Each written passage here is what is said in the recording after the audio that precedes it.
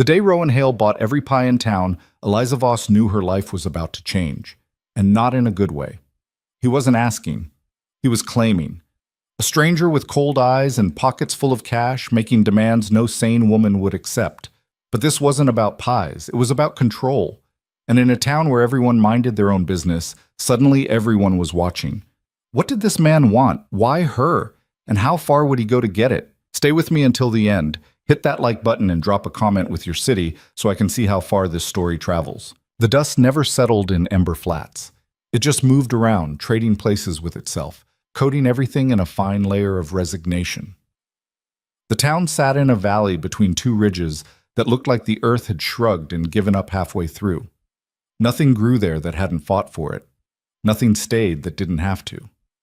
Eliza Voss had been there 17 years, long enough to forget what leaving felt like. She stood behind her table every morning at 6, same spot outside Brennan's general store, same blue checkered cloth stretched tight over warped wood. The pies came out while the air still held a bit of cool, apple, cherry, peach when she could get it, and a custard that people either loved or pretended to. She didn't care which. The pies sold, the money came, and that was enough. She'd learned not to want more than enough. The morning Rowan Hale rode in, she was pulling a lattice-top apple from the basket when she felt it, that shift in the air that happens when something's off. Not wrong, exactly, just different, the kind of different that makes you look up even when you don't want to. He came from the east, which was odd because nothing came from the east except wind and bad news. His horse was gray, or maybe it had been brown once and the dust had claimed it. Hard to tell. The man himself looked like he'd been carved from something harder than wood and left out too long. Tall, but not showy about it. Lean in a way that suggested hunger, old or new. His hat was pulled low, his coat was long, and he moved with the kind of quiet that made noise feel rude. Eliza didn't stare. Staring got you noticed, and she'd built a decent life on not being noticed.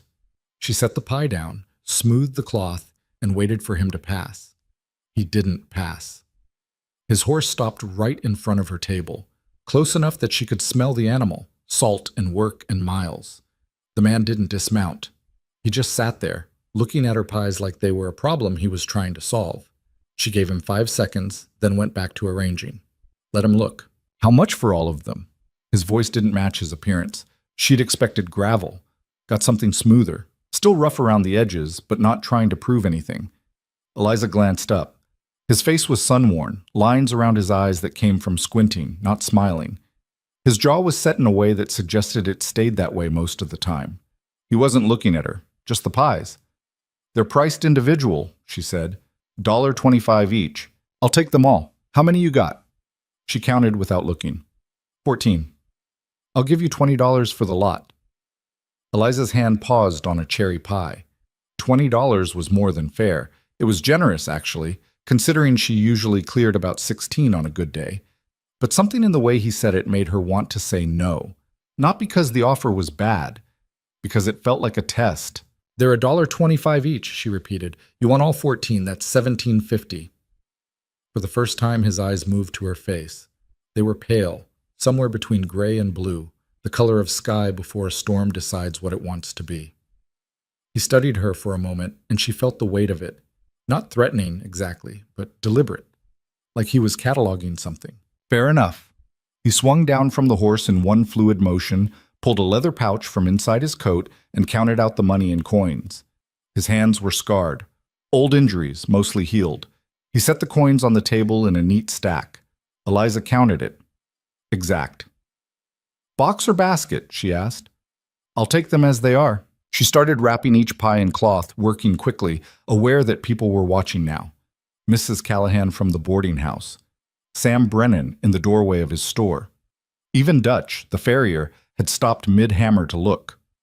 This was the most interesting thing to happen in Ember Flats since the Henderson kid had tried to ride that half-broke mare and ended up in Doc Perry's office with a collarbone pointing the wrong direction. Rowan Hale loaded the pies into his saddlebags with care, which surprised her. Men like him, and she was already slotting him into a category, fair or not, didn't usually handle things gently. When he was done, he turned back to her. "You bake these yourself?" "I do." "Every day?" "Most days." He nodded, like that confirmed something. Then he said the thing that made her stomach drop. From now on, you bake for me, nobody else. I'll pay double what you're making now. The world got very quiet. Even the wind seemed to hold its breath. Eliza stared at him. Excuse me? You heard me. I'll pay you double your daily take. You bake, I buy. Exclusive. That's not how this works. It is now. No, she said, and her voice came out sharper than she intended. It's not. His expression didn't change. I'm making you a fair offer. You're making me an insane offer. I don't even know you. Rowan Hale. He didn't offer his hand. Now you do. That's not... She stopped, took a breath. Mr. Hale, I appreciate your business, but I sell to whoever wants to buy. That's the arrangement. It's been the arrangement for 17 years, and it works fine. I'll pay triple. The number hit her like cold water. Triple. She did the math automatically. That was close to $50 a day. $50 a day for doing exactly what she was already doing, just for one customer instead of 20. It was insane. It was also tempting, which made her angry. No, she said flatly. For the first time, something flickered across his face. Not anger. More like confusion. Like he'd just watched a door close that he'd expected to walk through. Why not? Because this isn't just business, Mr. Hale. This is my spot. These are my customers. Some of them have been buying from me since before you knew this town existed. I'm not cutting them off because a stranger rides in with deep pockets. They can buy somewhere else. There is nowhere else. I'm it. You want to pay triple? Fine. Buy whatever I have left at the end of the day, but I'm not baking just for you. The silence stretched. Behind her, she heard the creak of Brennan's door. Footsteps. People were gathering now, slow and cautious, like wildlife approaching a watering hole when they weren't sure if the predator had left. Rowan Hale looked at the empty table, then at her, then at the growing audience. His jaw worked, just slightly. Then he nodded once. I'll be back tomorrow, he said. Pies are first come, first serve. I'll be first then. He mounted his horse in that same easy motion, turned and rode toward the edge of town where the old Mackenzie place sat empty. Eliza watched him go, her heart doing something complicated in her chest. Half relief, half dread. Sam Brennan was the first to speak. Well, he said, scratching his beard. That was something. Who the hell was that? Mrs. Callahan asked, her voice pitched high with excitement and fear in equal measure. Trouble, Dutch said, and spat into the dirt. Eliza didn't answer. She started folding up her cloth, hands moving automatically, while her mind spun. She'd said no to easy money. Stupid. She'd stood her ground against a stranger who looked like he didn't hear no very often. Possibly stupider. But the alternative, letting some man she didn't know dictate the terms of her life, that felt worse than stupid. That felt like losing something she couldn't afford to lose. By noon, the whole town knew. That was how Ember Flats worked. News moved faster than wind and stuck longer. Eliza heard the story repeated back to her 3 times, each version a little different, a little bigger. By the third telling, Rowan Hale had offered her $100 a day and threatened to burn down the competition if she didn't comply. That's not what happened, she told Jenny Porter, who'd heard it from her husband, who'd heard it from Dutch. But he did offer you money to bake just for him. He did. And you said no? I did. Jenny looked at her like she'd grown a second head. Eliza, honey, are you out of your mind? Maybe she was. She went home that afternoon to the small house she rented from the widow Marsh and stared at her kitchen. The stove she'd repaired herself when the door hinge broke. The table she'd sanded down after buying it third hand from a family leaving town. The bowls, the rolling pin, the flour sack with the corner torn that she kept meaning to sew, but never did. This was hers. Small, worn, nothing fancy, but hers. She made herself dinner, beans and cornbread, same as always, and tried not to think about $50 a day. Tried not to imagine what that money could do. A new stove. Fixing the roof before winter. Maybe even saving enough to... What? Leave? Go where? She was still thinking about it when she went to bed and still thinking about it when she woke up at 4:30 the next morning to start baking. The dough fought her. The first batch of crusts tore. The The second batch browned too fast on one side. By the time she loaded everything into her cart and wheeled it to her spot, she was already tired and the sun was barely up. Rowan Hale was waiting. He stood next to his gray horse, same coat, same hat, same unreadable expression. The street was empty except for him. Nobody else was up yet. He'd meant what he said about being first. Eliza set up her table without acknowledging him. Spread the cloth. Arrange the pies, 10 today, because one had burned and another had collapsed in the oven like a failure of faith. When she was done, she looked at him. "Morning," she said. "Morning." He stepped forward, pulled out his pouch. "I'll take them all." "No." His hand paused. "No?" "You can buy 2, maybe 3 if you're hungry. The rest are for other people. I'm willing to pay if they... "I don't care what you're willing to pay, Mr. Hale. I told you yesterday how this works." Something hardened in his face. "You're making a mistake." "Maybe, but it's my mistake to make." They stood there, locked in a stalemate that felt bigger than pie. Eliza's pulse was loud in her ears. She wasn't afraid of him exactly, but she was aware, sharply, uncomfortably aware, that he could make this difficult if he wanted to. He was bigger, stronger, and apparently didn't mind making people uncomfortable. But he didn't push. Instead, he did something that surprised her more than aggression would have. He stepped back. "2 pies, then," he said quietly. She blinked. "What flavor?" "You pick." She wrapped up an apple and a cherry, took his money, exact change again, and handed them over. He took them, nodded once, and walked away. Not to his horse. Just away. Down the street toward the far end of town where the buildings got sparse and the dust took over. Eliza watched him go, feeling like she'd just won something and lost something in the same moment. The rest of the day was normal, or as normal as anything could be after that. Her regulars came. Old Tom, who always bought peach if she had it. The Morrison family, who split a cherry between 5 people and made it last. Young Billy Watts, who was sweet on her and terrible at hiding it, buying an apple pie his mother didn't need just for an excuse to talk. But everyone wanted to know about Rowan Hale. Where was he staying? What did he want? Why her? She didn't have answers.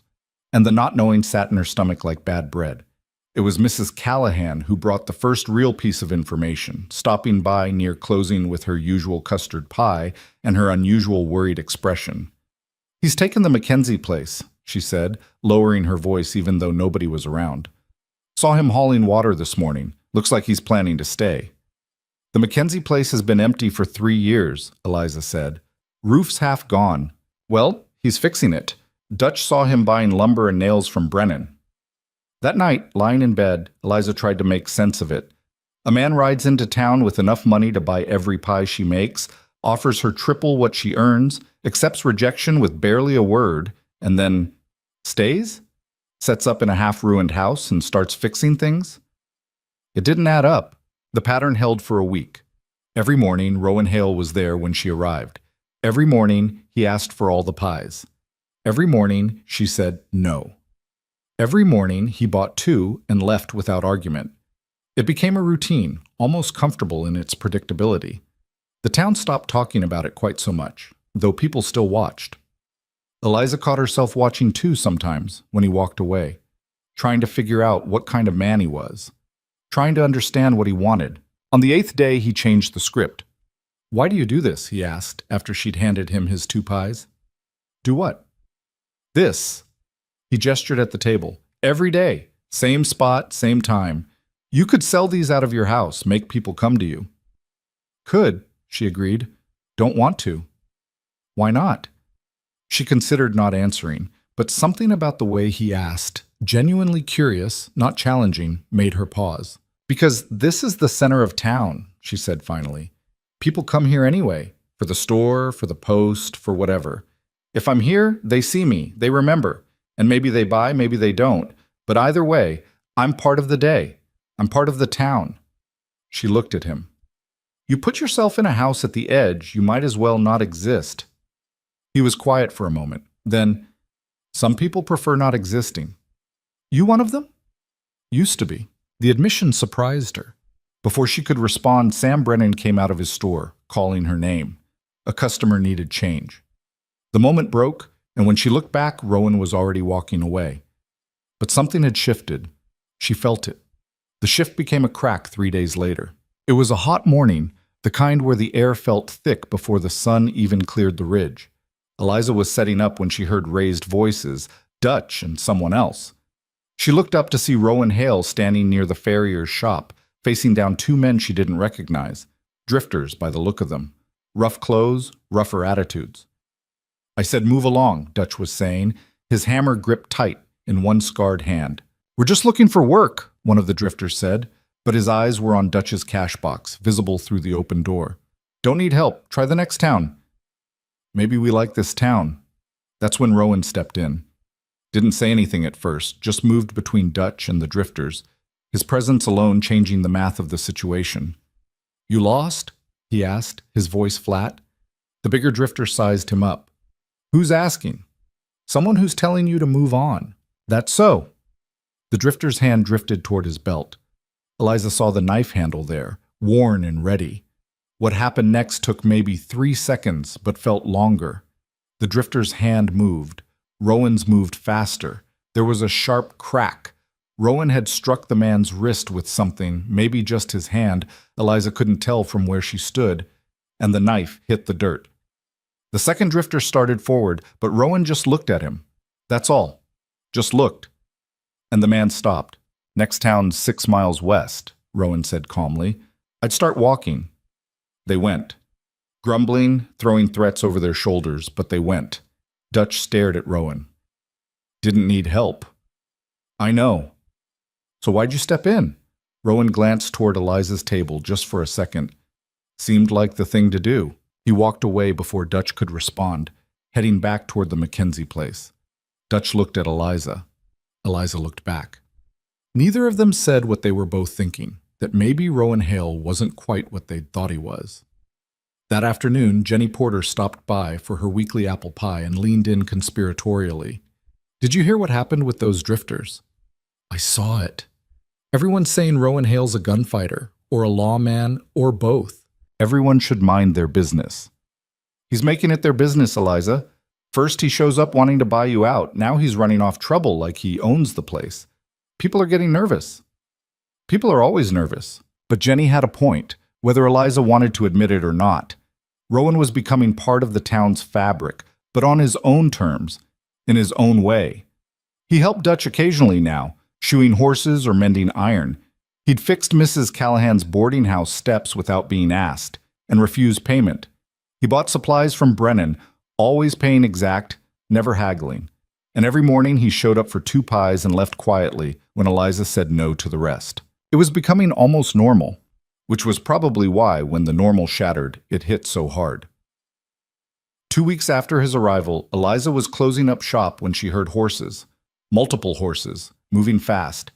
She looked up to see a group of riders coming in from the south, 5 men, well armed, with the kind of coordination that spoke to purpose. They stopped in front of Brennan's store. The lead rider dismounted, a tall man with a marshal's badge and a face that said he'd worn it a long time. "We're looking for someone," he announced, loud enough for anyone nearby to hear. "Goes by Rowan Hale. Seen him?" Eliza's blood went cold. Sam Brennan came out, wiping his hands on his apron. "Might have. What's your business with him?" The marshal's expression didn't change. "Federal business. Where is he?" Before Sam could answer, before anyone could answer, Rowan appeared, walking up the street from the direction of the Mackenzie place, calm as Sunday morning. He saw the marshal. The marshal saw him. The air went tight. "Hale," the marshal said. "Marshal Porter," Rowan replied. "Need to ask you some questions." "About?" "About a missing payroll shipment 2 months back. About a federal transport that got hit outside Silverton. About 3 dead men and $30,000 nobody can find." The crowd that had gathered went silent. Eliza felt her hands go numb. Federal transport, dead men, $30,000. Rowan didn't move. "I wasn't anywhere near Silverton 2 months ago." "You got proof of that?" "Do you have proof I was?" "Got witnesses say a man matching your description was seen in the area." "Matching my description isn't the same as me." The marshal stepped closer. You gonna make this difficult? I'm gonna tell you the truth. I wasn't there. I didn't rob any transport. And unless you've got something more than someone said they saw someone who looked like someone, you've got no cause to bring me in. For a long moment, nobody moved. Eliza realized she was holding her breath. Around her, the town had gone still as stone. Then Marshal Porter nodded slowly. Maybe you're right. Maybe you weren't there. He leaned in, lowering his voice, but not so low that Eliza couldn't hear. But you've been running from something, Hale. I can smell it on you, and whatever it is, it's going to catch up eventually. Always does. He stepped back, signaled his men, and they mounted up. Before they left, he looked at Eliza, then at the gathered crowd. Anyone here vouches for this man? Knows where he's been? What he's doing? Silence. Heavy and damning. The marshal smiled without humor. That's what I thought. They rode out the way they'd come, dust rising behind them like a verdict. Eliza looked at Rowan. He was still standing there, watching them go, his face unreadable. When the riders disappeared over the ridge, he turned and walked back toward the Mackenzie place without saying a word to anyone. The crowd dispersed slowly, murmuring. Eliza stood at her table, hands shaking now that the fear had somewhere to go. Dutch approached, his expression grave. You still selling to him? I don't know, she said honestly. Might want to think on that. She did think on it. All evening, all night. A federal transport, dead men, $30,000. It painted a picture she didn't want to see, of Rowan Hale as something darker than a drifter, something more dangerous than a man who just wanted to be left alone. But then she thought about him buying pies every morning with exact change, helping Dutch, fixing Mrs. Callahan's steps, standing between the town and those drifters without being asked. None of it made sense, which meant she was missing something. The next morning, she almost didn't set up her table. Lay in bed arguing with herself about whether it was worth it, worth the risk, worth the questions, worth whatever came next. But in the end, she got up, baked her pies, loaded her cart, went to her spot. Rowan Hale was waiting. They looked at each other across the empty street. The sun was just starting to rise, painting everything in shades of amber and shadow. He looked tired. She probably did too. I didn't do it, he said. No preamble, no explanation, just that. You don't owe me an explanation. Maybe not. But you deserve one anyway. He stepped closer, stopped at the edge of the table. I wasn't in Silverton. I was 3 states over working a cattle drive. Got 30 men who'll say the same. But the marshal's not wrong. I have been running. Just not from that. From what then? He was quiet for a long time. When he spoke, his voice was lower, rougher. From the kind of life where people assume the worst because it's easier than asking questions. Where a man's past matters more than what he does today. I came here because I thought maybe, in a town this quiet, nobody would care enough to look. You thought wrong. Yeah, I did. He looked at her pies, then back at her face. I'll leave if you want. Clear out today. But I want you to know, every morning I came here, it wasn't about control. It was about... He trailed off, searching for words. It was about something steady. Something that didn't change. You, here, every day, same time. It was the first steady thing I'd had in a decade. Eliza felt something crack in her chest. Not break, just crack, letting something in. 2 pies, she said quietly. He blinked. What? I said 2 pies. What flavor? For the first time since she'd met him, Rowan Hale smiled. It was small, barely there, but it was real. You pick, he said. She wrapped up an apple and a cherry, took his money, and handed them over. Their fingers brushed. Brief, accidental, but neither of them pulled away fast. Thank you, he said. For what? For asking questions. He left. The town woke up. Life went on. But something had changed.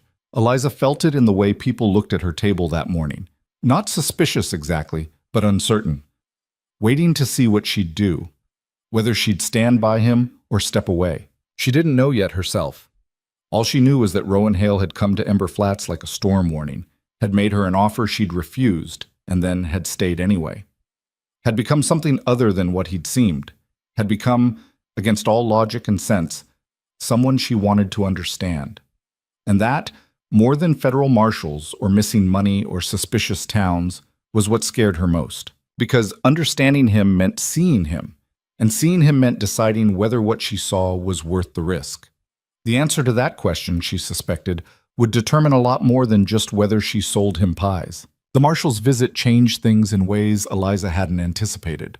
Not dramatic ways. Nobody ran Rowan out of town or confronted him in the street. It was subtler than that, more insidious. People stopped meeting his eyes when he passed. Conversations died when he walked into Brennan's store. Mrs. Callahan, who'd accepted his help with her boarding house steps, now crossed the street to avoid him. Eliza saw it happening and felt something twist in her gut. Not quite anger, not quite sympathy. Something in between that she didn't have a name for. She kept selling him pies. 2 every morning, same as before. And every morning, the look she got grew heavier, more pointed. Jenny Porter stopped buying from her altogether, which stung more than Eliza wanted to admit. They'd been friendly once, in the way women in small towns were friendly. Surface level, but genuine enough. Now Jenny walked past her table like it didn't exist. On the 4th day after the marshal's visit, Dutch finally said what everyone else was thinking. "You're making a mistake," he told her, voice low, while she was wrapping up his weekly peach pie. "Man's trouble. You can smell it on him. The marshal said he couldn't prove anything. Marshall also said Hale's running from something. That good enough for me. Since when do we run people out based on what they might have done?" Dutch's jaw worked. "Since one of our own starts defending strangers over her neighbors." The words landed like a slap. Eliza handed him his pie without responding, and Dutch walked away without his usual nod of thanks. That night, she couldn't sleep. Lay in bed staring at the ceiling, listening to the wind rattle her shutters, thinking about what Dutch had said. Her neighbors. Her town. 17 years she'd been here, building something small but solid, and now she was risking it for a man she barely knew, whose story had more holes than facts. She almost didn't show up the next morning. Got as far as loading half the pies into her cart before she stopped, hands shaking, and asked herself what the hell she was doing. But she finished loading, wheeled the cart to her spot, set up her table. Rowan was there, same as always. But something was different. He looked, tired wasn't the right word. Worn, maybe. Like the week had cost him something. "Morning," he said. "Morning." He didn't ask for pies right away. Just stood there, hands in his coat pockets, looking at the empty street. The sun was coming up behind him, turning his shadow long and thin. "You don't have to do this," he said finally. "Do what?" "Keep selling to me. Keep—" He stopped, seemed to reconsider. "People are talking. I hear it. You're making things hard on yourself." Things were already hard. Not like this. She looked at him properly then, really looked. Saw the tightness around his eyes, the way he held himself like he was expecting a blow. And she realized something that should have been obvious from the start. He cared what people thought. Not in a vain way, in a tired, hurt way.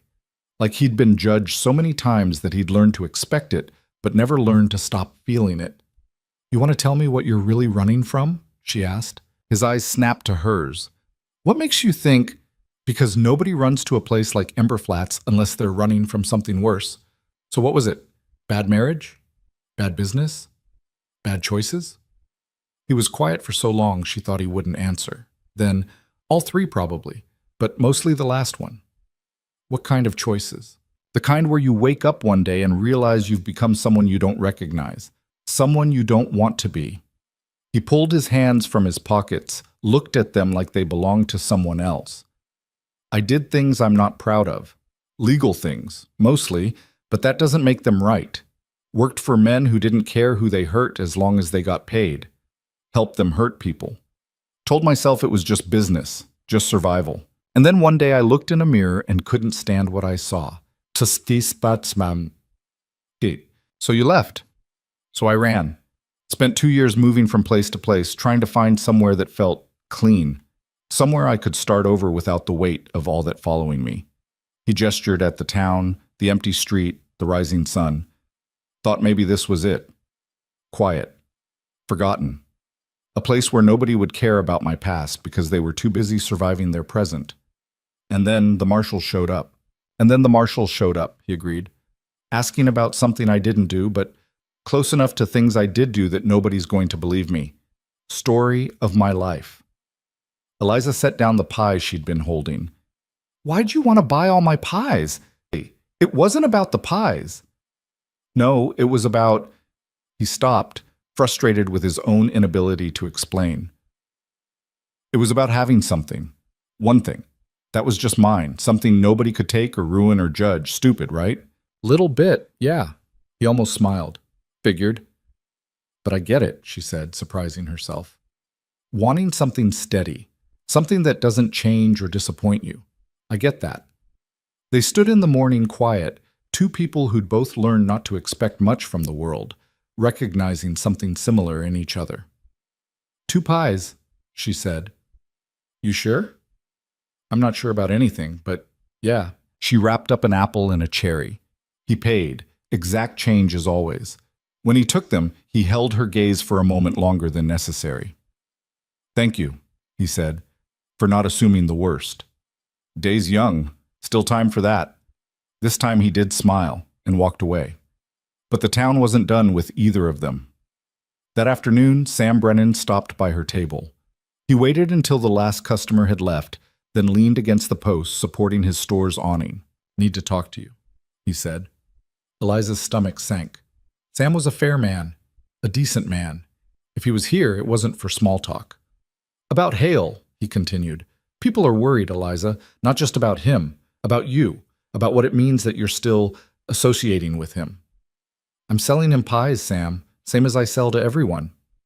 It's not the same and you know it. You're making a statement, choosing him over the people you've known for years. I'm not choosing anyone. I'm just not refusing someone based on suspicion and gossip. Sam sighed. It's more than gossip. The marshal had questions, not proof. There's a difference. Is there? Because from where I'm standing, looks like you're defending a man you barely know against a whole town full of people who've never given you reason to doubt them. The worst part was, he wasn't wrong. Not entirely. Eliza felt it, the pull between what made sense and what felt right. The town had been good to her mostly, given her space to build her life, bought her pies, left her alone when she needed it, and now she was risking all that for someone who might actually be exactly what everyone feared. I hear you, she said carefully, but I'm not ready to condemn him just because it's easier. Not asking you to condemn him, just asking you to be careful, for your own sake. He left without buying anything, which had never happened before. That night, Eliza made a list. Not on paper, she wasn't that organized, but in her head, lying in bed, staring at shadows. On one side, the town, her reputation, 17 years of stability, the safety of going along with what everyone else wanted. On the other side, a stranger with a past he wouldn't fully explain, a stack of suspicions she couldn't disprove, and her own stubborn refusal to judge him without evidence. It wasn't a fair fight. The smart choice was obvious, which was probably why she kept selling him pies. A week passed, then another. The pattern held. Rowan showed up every morning, bought his 2 pies, left quietly. The town watched. Eliza felt their watching like pressure against her skin, constant and uncomfortable. Then things escalated. It started small. Someone knocked over her table one night, scattered her cloth in the dirt. Could have been an accident, could have been the wind. Except it wasn't windy, and the table was heavy enough that it wouldn't just tip. She set it back up. Didn't mention it to anyone. 2 days later, she found a note tucked under her door. No signature, just 3 words in rough handwriting, choose better company. She burned it in her stove and tried to forget about it, but the third incident was harder to ignore. She'd just set up her table, was arranging the morning's pies, 8 of them, a slow day, when Billy Watts approached. Sweet Billy, who'd been buying pies he didn't need just to talk to her for 2 years. He looked miserable. Eliza, He stopped, cleared his throat. My ma says I can't buy from you anymore. Her hand stilled. Why not? Because of him, because you're... Billy's face went red. It ain't fair. I told her it ain't fair, but she says if I keep coming here, people will think I agree with what you're doing, and that'll hurt Pa's business at the mill. Eliza felt something cold settle in her chest. It's okay, Billy. It ain't okay. It's okay, she repeated more firmly. I understand. He left looking like he might cry, and Eliza stood there feeling like she'd lost something she hadn't realized she'd valued. Billy's awkward conversation, his transparent crush, His weekly purchase that she'd always found more endearing than annoying, gone, because she'd refused to do what everyone else wanted. She was still processing that when Rowan arrived. He took one look at her face and stopped. What happened? Nothing. Eliza. She hated that he said her name like that, like he actually cared, like he had a right to care. But she was tired and frustrated, and the words came out before she could stop them. People are asking me to choose between you and them, and I don't even know why I'm not choosing them. I should choose them. It makes sense to choose them. So choose them, he said quietly. What? Choose them. Stop selling to me. I'll leave town. Problem solved. You just leave? I've left before. It's what I do. Something in his voice, resignation maybe, or bone-deep weariness, made her look up. He wasn't being noble. He was being realistic. He'd learned that staying put meant complications, and complications meant pain, so leaving was easier. No, she said. No? I'm not. She stopped, frustrated with herself. I'm not making decisions based on what's easiest for everyone else. Not anymore. Even if it costs you? Even then. He studied her face like he was trying to memorize it. Why? Because somebody has to ask questions instead of just accepting the first bad story they hear. And apparently that somebody is me, even though I'm not qualified and don't particularly want the job. Not many people would do that for a stranger. Yeah, well, maybe I'm an idiot. Maybe you're the first person in a long time who's treated me like I might be worth the benefit of the doubt. The words hung between them, heavier than they should have been. Eliza felt her throat tighten. This was getting complicated. This was getting personal. And personal meant messy. And messy meant... A crash interrupted her thoughts. She spun to see a group of men across the street, 5 or 6 of them, gathered near Dutch's shop. They weren't doing anything overtly threatening, but their presence felt wrong, deliberate. Rowan followed her gaze. His whole body went still in a way that reminded her of a predator catching a scent. That's new, he said quietly. They're just talking. No, they're watching. There's a difference. As if to prove his point, one of the men, Turner, who worked at the mill, called out, Morning, Eliza. Selling to the right people today? It wasn't a friendly question. Selling to whoever wants to buy, Turner, same as always. That's so? Because some folks think you're playing favorites, making the rest of us second class. Nobody's second class. I've never turned down a sale in 17 years. Except you turned down common sense, another voice chimed in. Davis, the butcher. Man's got federal marshals asking about him, but you act like he's just some poor misunderstood soul. Rowan's hand moved to his belt, and Eliza realized with a jolt that he was checking for something that wasn't there. A weapon, maybe. Whatever he'd carried before, he wasn't carrying now. I'm not looking for trouble, Rowan said, his voice level but hard. Trouble found you anyway, Turner replied. Seems to follow you around. Seems to follow a lot of people. Doesn't make them guilty. Don't make them innocent either. The tension was thick enough to choke on. Eliza felt her pulse hammering. This was how things got ugly. Not with a bang, but with a slow escalation of words and posturing until someone crossed a line nobody could uncross. Turner, she said, keeping her voice steady. You want a pie or not? Not from someone who sides with outsiders over her own people. Then get off my spot. The men shifted. Not threatening exactly, but close. Close enough that Eliza felt Rowan move slightly, putting himself between her and them without making it obvious. Your spot? Turner laughed, but there was no humor in it. This is town property, Eliza. You just rent it by good behavior, and lately, your behavior's been less than good. My behavior's been the same as it's always been. Has it? Because I don't remember you ever telling the marshal to shove his questions. Don't remember you ever defending someone nobody knows against everyone who's lived here their whole lives. Before she could respond, Sam Brennan came out of his store. He looked at the gathered men, at Rowan, at Eliza, and his face went carefully neutral. Gentlemen, he said mildly. Something I can help you with? Just making conversation, Sam. Looks more like intimidation. Does it? Turner smiled. Wasn't our intention. We're just concerned citizens, worried about one of our own making poor choices. Eliza's choices are her own business. Are they? When those choices affect the whole town, Sam stepped closer. He was older than most of the men gathered, but he had weight in the community. How exactly does Eliza selling pies to Rowan Hale affect the whole town? Because it says we tolerate people we can't trust, people who bring federal trouble, people who haven't been charged with anything, Sam interrupted. Far as I know, Marshal Porter left without making an arrest, without even making an accusation. So unless you've got evidence nobody else has, you're just running your mouth based on suspicion. The group wavered. Turner's face darkened, but Sam's point had landed. Without proof, they were just bullies. And Ember Flats, for all its faults, didn't like bullies. Slowly, reluctantly, the men dispersed. Not far, they lingered in clusters up and down the street, but the immediate threat faded. Sam looked at Eliza. You all right? Fine. You sure?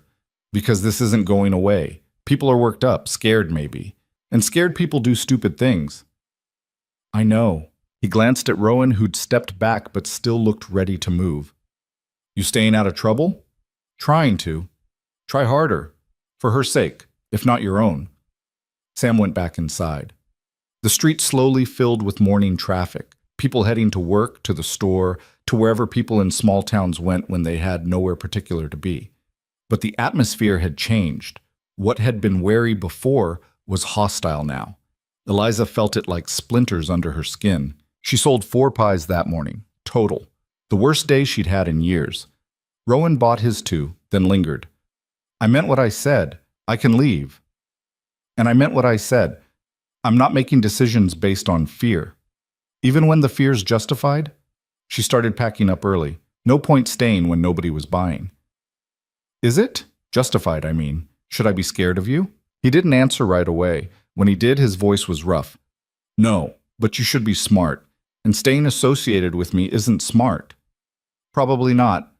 But here we are. She finished packing, loaded her cart. Rowan stood watching, his expression unreadable. When she was done, he spoke again. Why are you doing this? Honestly, I'm not entirely sure. Maybe because everyone's so certain they're right that it makes me want to prove them wrong. Maybe because I'm tired of living scared. Or maybe I'm just stubborn and stupid. She met his eyes. Take your pick. Could be all 3. Yeah, could be. She wheeled her cart home, feeling his gaze on her back the whole way. The next 3 days were worse. Her sales dropped to almost nothing. People she'd known for years crossed the street to avoid her.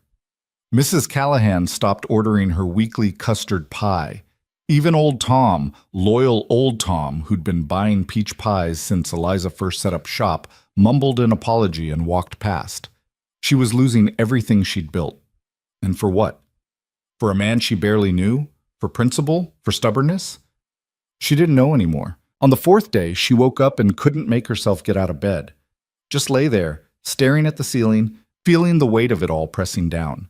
The isolation, the judgment, the slow, grinding loss of a life she'd worked 17 years to build. She was still lying there when someone knocked on her door. For a moment, she considered not answering, but old habits died hard. She dragged herself up, pulled on a shawl, and opened the door. Rowan stood there, hat in hands, looking uncomfortable. You didn't come to your spot, he said. Wasn't feeling up to it. Because of yesterday.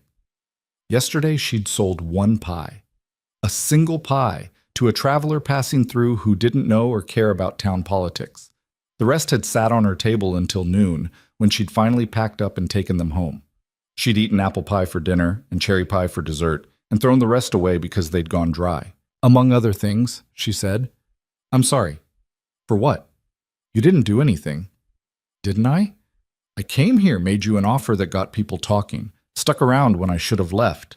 Seems like I did plenty. She leaned against the door frame, suddenly too tired to hold herself up properly. You know what's funny?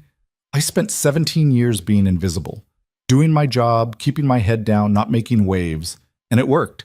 I had a nice, quiet, stable life. Then you showed up and offered me something I didn't want, and I said no, and somehow that turned me into the town villain. How does that make sense? It doesn't.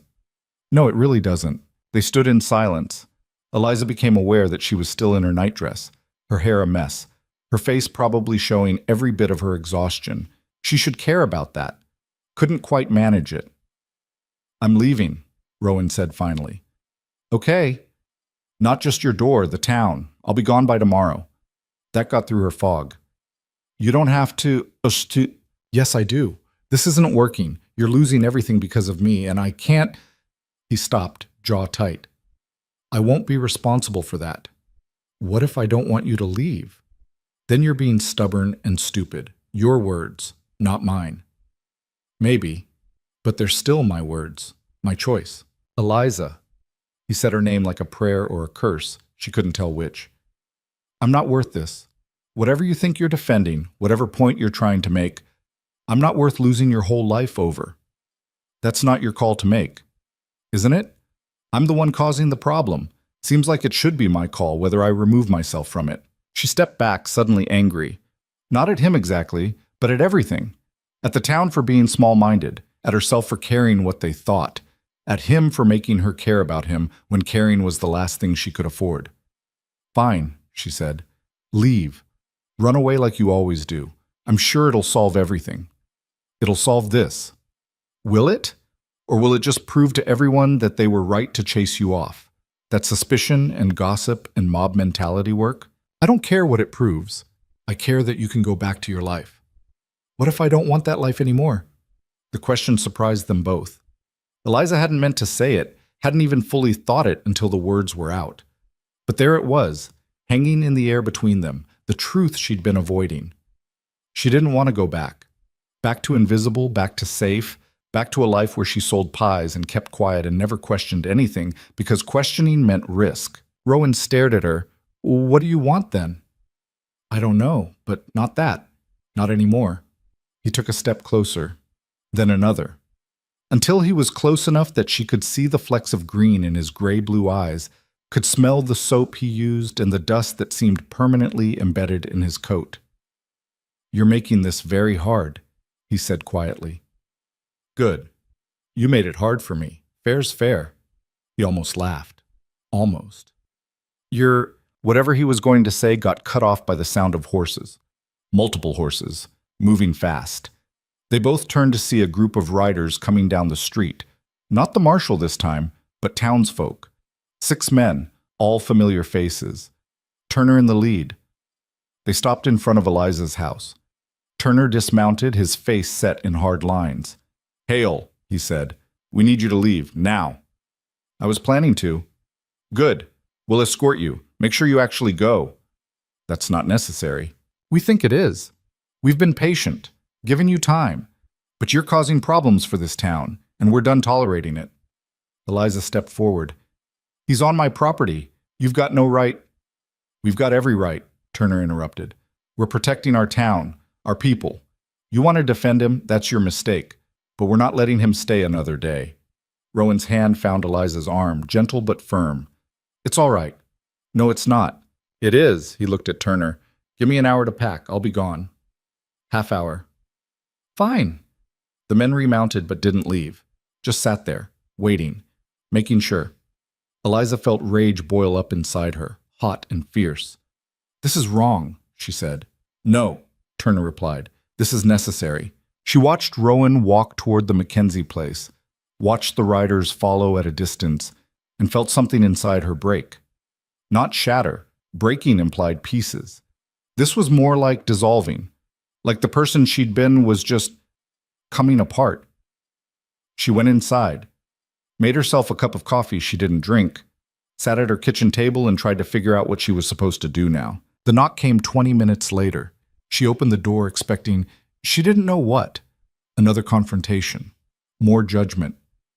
It was Sam Brennan, alone this time, looking older than his years. Can I come in? He asked. She stepped aside. He entered, took off his hat, held it in his hands like a man at a funeral. I tried to stop them, he said, for what it's worth. Told Turner this was wrong, but he's got people worked up. Convinced them Hale's dangerous. Is he? I don't know. Maybe. Maybe not. Point is, the town's decided he is. And once a town decides something, it's hard to undecide it. Eliza poured him coffee. Neither of them would drink. So what now? Now you let him go. Let things settle. Give it time. Eventually people will forget and you can go back to... Don't, she interrupted. Don't tell me I can go back. I can't. Something's Changed. I've changed. Sam set down his untouched cup. I know, and I'm sorry, but change isn't always good, Eliza. Sometimes it's just different. He left. Eliza sat alone in her kitchen, listening to the clock tick, feeling the minutes pass like stones dropping into water.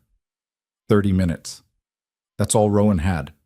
All the town was giving him. 30 minutes to pack up whatever life he'd started to build here and disappear. She should let him. Should let him ride out and take his trouble with him. Should salvage what she could of her reputation and rebuild. It was the smart play. The safe play. She was so tired of playing it safe. She stood, grabbed her shawl, and walked outside. Down the street toward the Mackenzie place. People stared. Let them. The riders were still there, horses circling like buzzards.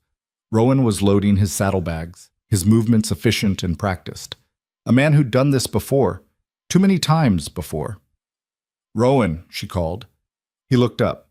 Surprise flickered across his face. You shouldn't be here. Probably not, but here I am. Turner moved his horse closer. This doesn't concern you anymore, Eliza.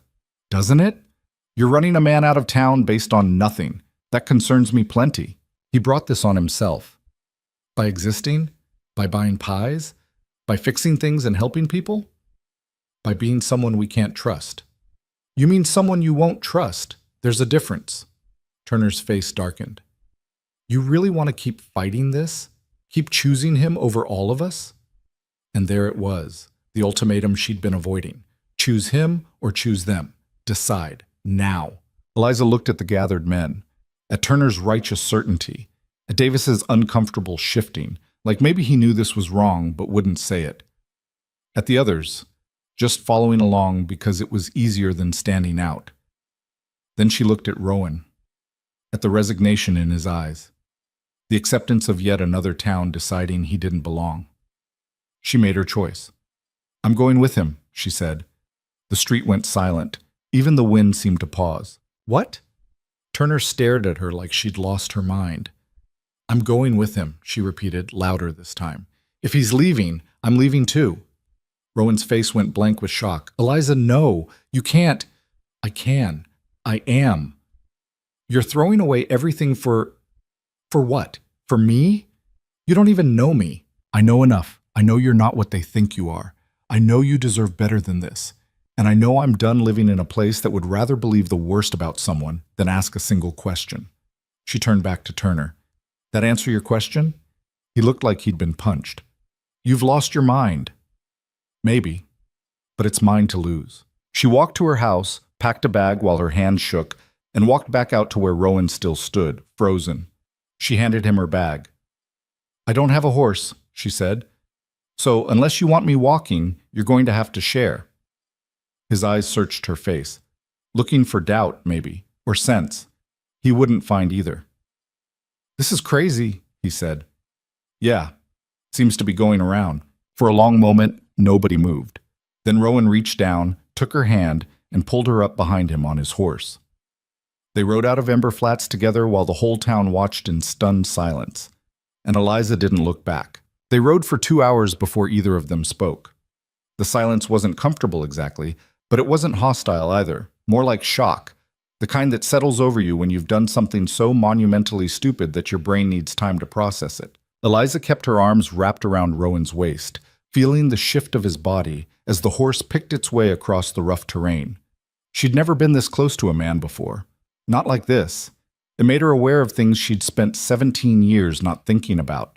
The solid warmth of another person, the rhythm of breathing that wasn't hers, the strange intimacy of shared motion. She tried not to think about what she'd just done. Left everything. Her house, her business, her entire life. For what? For a man she'd known less than a month? For principle? For some half-formed idea that standing up mattered more than standing still? The sun climbed higher. The landscape changed from scrub brush to rocky outcrops, then to sparse pine forest. Rowan seemed to know where he was going, which was more than Eliza could say. She had no plan, no destination. She just left. The reality of that hit her in waves. Each time she thought she'd accepted it, another wave crashed through. She'd actually done it, left Ember Flats, left everything she knew.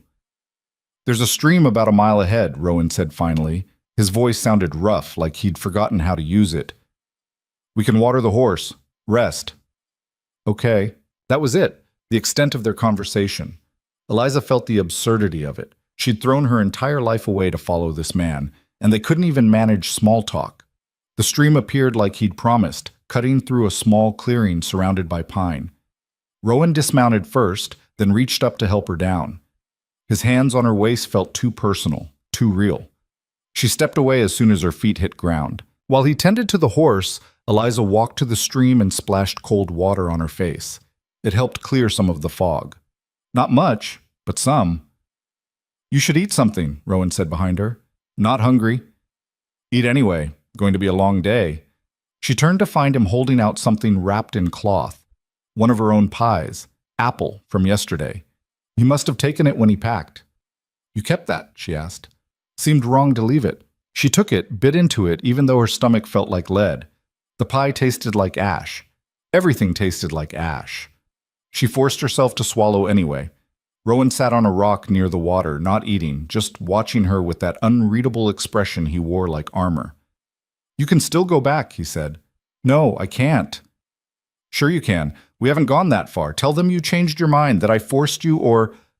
I'm not lying about what happened. Then tell them the truth. That you made a mistake. Heat of the moment. They'll understand. Will they? Because I don't think they will. And even if they did, I don't think I could look at them the same way. She set down the half-eaten pie. You know what the worst part is? I thought I knew those people. Thought after 17 years I understood them. Turns out I didn't know them at all. Or maybe they didn't know themselves. People show you who they are when they're scared. Is that what you think this was? Fear? Mostly, yeah. Fear of the unknown. Fear of change. Fear that if they don't control who comes and goes, they'll lose what little they have. He picked up a small stone, tossed it into the stream. Can't really blame them for that. I can? I do. He almost smiled. You're angrier about it than I am. Someone should be. They lapsed into silence again. Eliza finished the pie because it seemed wasteful not to, then walked along the stream's edge, trying to wrap her mind around her new reality. She had no home, no business, no plan. Just the clothes in her bag and the man sitting on that rock, who she'd defended without fully understanding why. Where are we going? She asked finally. Don't know yet. That's not reassuring. Wasn't trying to be reassuring, was trying to be honest. She turned to look at him properly. He sat hunched forward, elbows on knees, looking at the water like it held answers. He looked tired, worn down, like her leaving with him had cost him something he couldn't afford to pay. You didn't want me to come, she said, not a question. No. Why not? Because now when things go wrong, and they will go wrong, it's not just me dealing with it. It's you too, and that's... He stopped, jaw working. That's not something I wanted to carry. I can take care of myself. Can you? Because from where I'm sitting, you just gave up everything on impulse. That's not exactly careful thinking. The words stung because they were true. Eliza felt heat rise in her face. So what was I supposed to do? Stay and pretend everything was fine? Sell pies to people who'd just run you out of town like you were diseased? Yes, exactly that. You were supposed to survive. That's what smart people do. They survive. Well, maybe I'm tired of just surviving. Maybe I want something more than that. Like what? Riding around the territory with a man you barely know, no money, no plan, no idea where your next meal's coming from? That's your idea of more?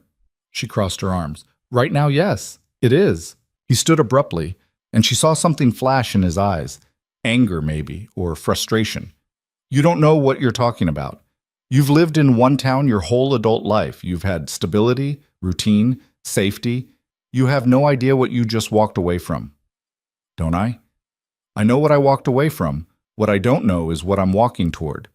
But at least I'm walking. At least I'm making a choice instead of just letting life happen to me. This isn't a choice. This is a reaction. So what if it is? At least it's my reaction. At least I did something. They stared at each other across the clearing, the air between them charged with something neither knew how to name. Fear. anger, confusion, all of it tangled together into something combustible. Rowan broke first, turned away, ran a hand there. This was a mistake. Probably. You should hate me for this. I don't. You will. Eventually. When reality sets in and you realize what you've done. Maybe. But that's tomorrow's problem. He looked at her then, really looked, and she saw something in his face shift. Recognition, maybe. Of stubbornness matching stubbornness. Of two people who'd both made choices they couldn't take back. We should keep moving, he said finally. Still a lot of ground to cover before dark. They rode through the afternoon, the silence less brittle now, but still present. Eliza watched the landscape change. More trees, steeper hills, the occasional glimpse of mountains in the distance. She'd never been this far from Ember Flats, had never wanted to be. Now here she was, moving farther with each step of the horse, and the terror of it was almost exhilarating. By evening they reached a small town. Smaller than Ember Flats, just a cluster of buildings around a crossroads. Rowan stopped at the edge, studying it like it might attack. We need supplies, he said. And you need proper riding gear. Can't have you in a dress on horseback for days. I don't have money for... I do. Not much, but enough. They rode in slowly. A few people looked up, noted them, went back to their business. Nobody seemed particularly interested, which Eliza found both relieving and strange. After weeks of being watched in Ember Flats, anonymity felt foreign. Rowan tied the horse outside a general store and helped her down. Inside, the place smelled like leather and tobacco and something sharp she couldn't identify. The shopkeeper, a woman in her 50s with gray hair pulled back tight, looked them over with shrewd eyes. Help you? She asked. Need trail gear, Rowan said. Pants, shirt, boots. For her. The woman's eyebrows rose slightly, but she didn't comment, just gestured for Eliza to follow her to a back section where men's clothing hung on pegs. These'll fit better than the regular stock, the woman said, pulling down canvas pants and a heavy cotton shirt. Had them made for my daughter before she decided ranch life wasn't for her. Should be about your size. Eliza took them, feeling strange. She'd worn dresses her entire life. The idea of pants felt almost scandalous. There's a curtain back there if you want to try them on, the woman added, not unkindly. In the small space behind the curtain, Eliza changed. The pants felt odd, freeing but exposing at the same time. The shirt hung loose but comfortable. When she emerged, both the shopkeeper and Rowan turned to look. The woman nodded approvingly. Good fit. Boots next. Rowan said nothing, but something in his expression had changed. He looked at her like he was seeing someone different than the woman who'd stood behind a pie table every morning. Maybe he was. They left with new clothes, supplies, and considerably less money. Rowan found them a spot to camp outside town, far enough to be private, close enough to reach if they needed help, which Eliza hoped they wouldn't. Building a fire felt surreal. She'd cooked over a stove her entire life. This was different, raw, immediate, dependent on skills she didn't have. Rowan handled it without fuss, efficient movements that spoke to practice. You've done this a lot, she observed. Yeah. How long were you moving around before Ember Flats? 2 years, give or take. And before that? He poked at the fire, not looking at her. Before that, I worked for a mining company, the kind that doesn't care much about regulations or safety or who they have to pay off to keep operating. I was the one doing the paying off, bribes, threats, whatever it took to keep the operation running. Why'd you leave? Because I watched a man die. Cave in, totally preventable. We'd known the supports were bad for weeks, but fixing them would have cost money and time. Company didn't want to spend either, so we didn't fix them. And a man named Joseph Carr, father of 3, got crushed when the whole thing came down. The fire crackled in the silence that followed. I handed his widow an envelope with blood money and told her the company was sorry for her loss, Rowan continued, his voice flat. She threw it at me, called me a murderer. And she was right. I didn't swing the pickaxe that brought down the rock, but I helped create the conditions that killed him. So I left. Took what savings I had and just started moving. Eliza pulled her knees to her chest, processing. That's what you meant, about becoming someone you couldn't recognize. That's what I meant. Do you still see him, Joseph Carr? Every time I close my eyes. She wanted to say something comforting, something that would make it better. But what could she say? That it wasn't his fault? It was, at least partially, that he'd suffered enough. No amount of suffering brought Joseph Carr back to his family, so she just sat with him in the quiet, watching the fire burn, and let that be enough. They shared a simple meal, beans and hardtack Rowan had in his supplies, washed down with water from the stream. It wasn't good, but it was food. Eliza found herself grateful for it in a way she'd never been grateful for her own cooking. "Tomorrow, we'll head toward Redstone," Rowan said, scraping out his tin plate. "It's a bigger town, couple days' ride. Should be able to find work there, both of us." "What kind of work?" "Whatever we can get. You can bake, I can do labor. Between us, we'll manage." The practicality of it helped, having a destination, a plan, something concrete to move toward. Eliza latched onto it like a lifeline. "Okay," she said.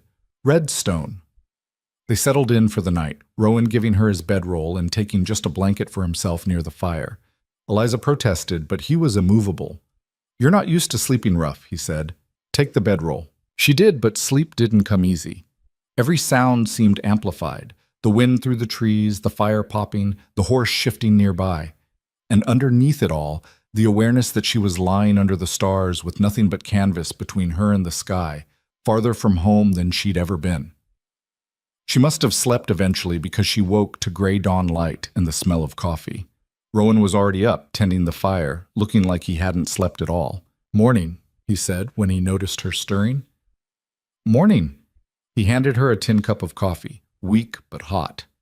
She wrapped her hands around it, grateful for the warmth. They broke camp in silence, packed everything with the efficiency of people who'd run out of words. Or maybe just didn't need them right now. The ride to Redstone took 3 days.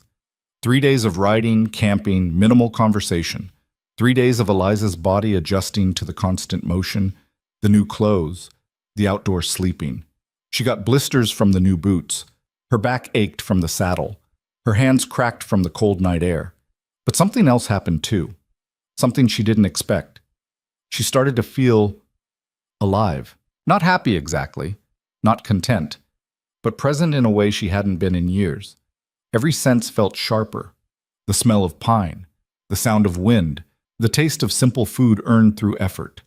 She'd spent so long in routine that she'd forgotten what it felt like to be uncertain, to not know what came next. It was terrifying. It was also kind of thrilling. On the 3rd day, they crested a hill and saw Redstone spread out below, a proper town, bigger than Ember Flats, with actual streets and 2-story buildings and what looked like a church steeple rising above the rest. "There it is," Rowan said. Eliza felt her stomach knot. This was it, the test. Could they actually make this work? Could she survive outside the small world she'd built for herself? They rode into town slowly, drawing a few looks, but nothing like the scrutiny in Ember Flats. Here, strangers were common enough not to warrant much attention. Rowan found a boarding house run by a man named Curtis, gruff but fair, who quoted them a weekly rate that made Eliza's remaining money evaporate in her mind. "We'll take it," Rowan said before she could object. 1 week to start. Curtis showed them to a room. Single room, 1 bed, barely big enough for the furniture it contained. Eliza's face went hot. "I can sleep on the floor," Rowan said quickly, reading her expression.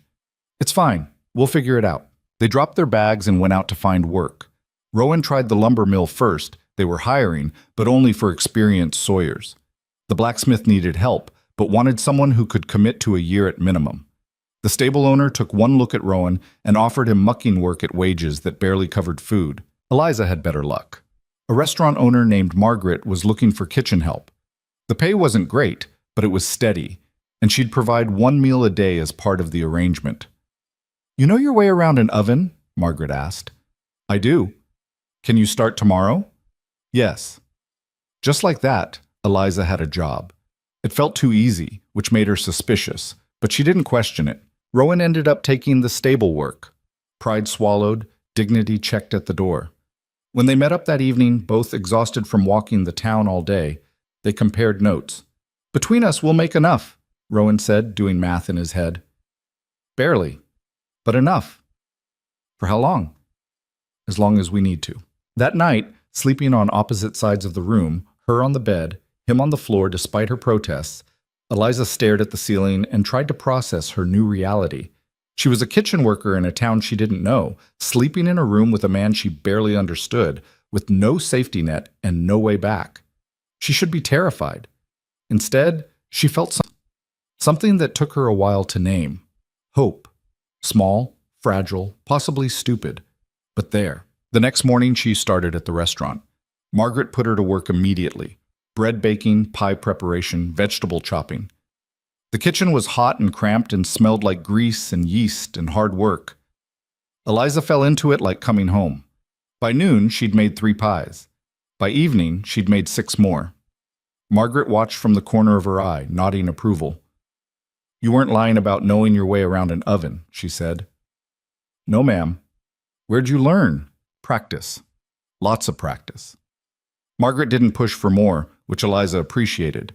She worked through the dinner rush, serving up portions, managing orders, moving through the controlled chaos with growing confidence. When she finally left, well after dark, her feet ached and her back hurt, and she smelled like cooking oil. Rowan was waiting outside, leaning against the wall, looking equally exhausted. He smelled like horses and hay. "How was it?" he asked. "Good. Hard, but good." They walked back to the boarding house in comfortable silence. This was new, the ease of existing next to each other without needing to fill the space with words. Inside their room, they took turns at the wash basin, changing for sleep with carefully averted eyes. The awkwardness of shared space was getting easier, but it still had edges. "Rowan?" Eliza said, once they'd settled, her on the bed, him on his makeshift floor pallet. "Yeah? Thank you for—" She struggled to find words. "For not making this harder than it has to be." "Same to you." Silence fell. Eliza thought he'd fallen asleep until he spoke again. "Eliza?" "Yeah? Why'd you really leave? And don't say it was about principle or standing up or any of that. What was the real reason?" She thought about lying, giving him the easy answer. But they'd gone too far for easy answers. "Because I was disappearing," she said, finally. "In Ember Flats, I was just fading, going through motions without really living. And when you showed up, when they all turned on me for not turning on you, I realized I had a choice. I could keep fading, or I could do something different. Even if that something was stupid and reckless and possibly the worst decision of my life." She paused. "Your turn. Why'd you really let me come? You could have refused, ridden away without me." He was quiet so long she thought he wouldn't answer. Then, "Because nobody's ever chosen me before. Everyone I've known, they've tolerated me or used me or run me off. But you chose me, actually chose, and I didn't have it in me to refuse that." The admission hung in the dark between them, raw and honest and terrifying. Eliza felt tears prick her eyes. She blinked them away, throat tight. "We're both idiots," she said. "Yeah, we really are." But neither of them sounded like they regretted it. The days fell into rhythm. Eliza worked at the restaurant, 6 days a week, dawn to dusk, earning her keep 1 pie at a time.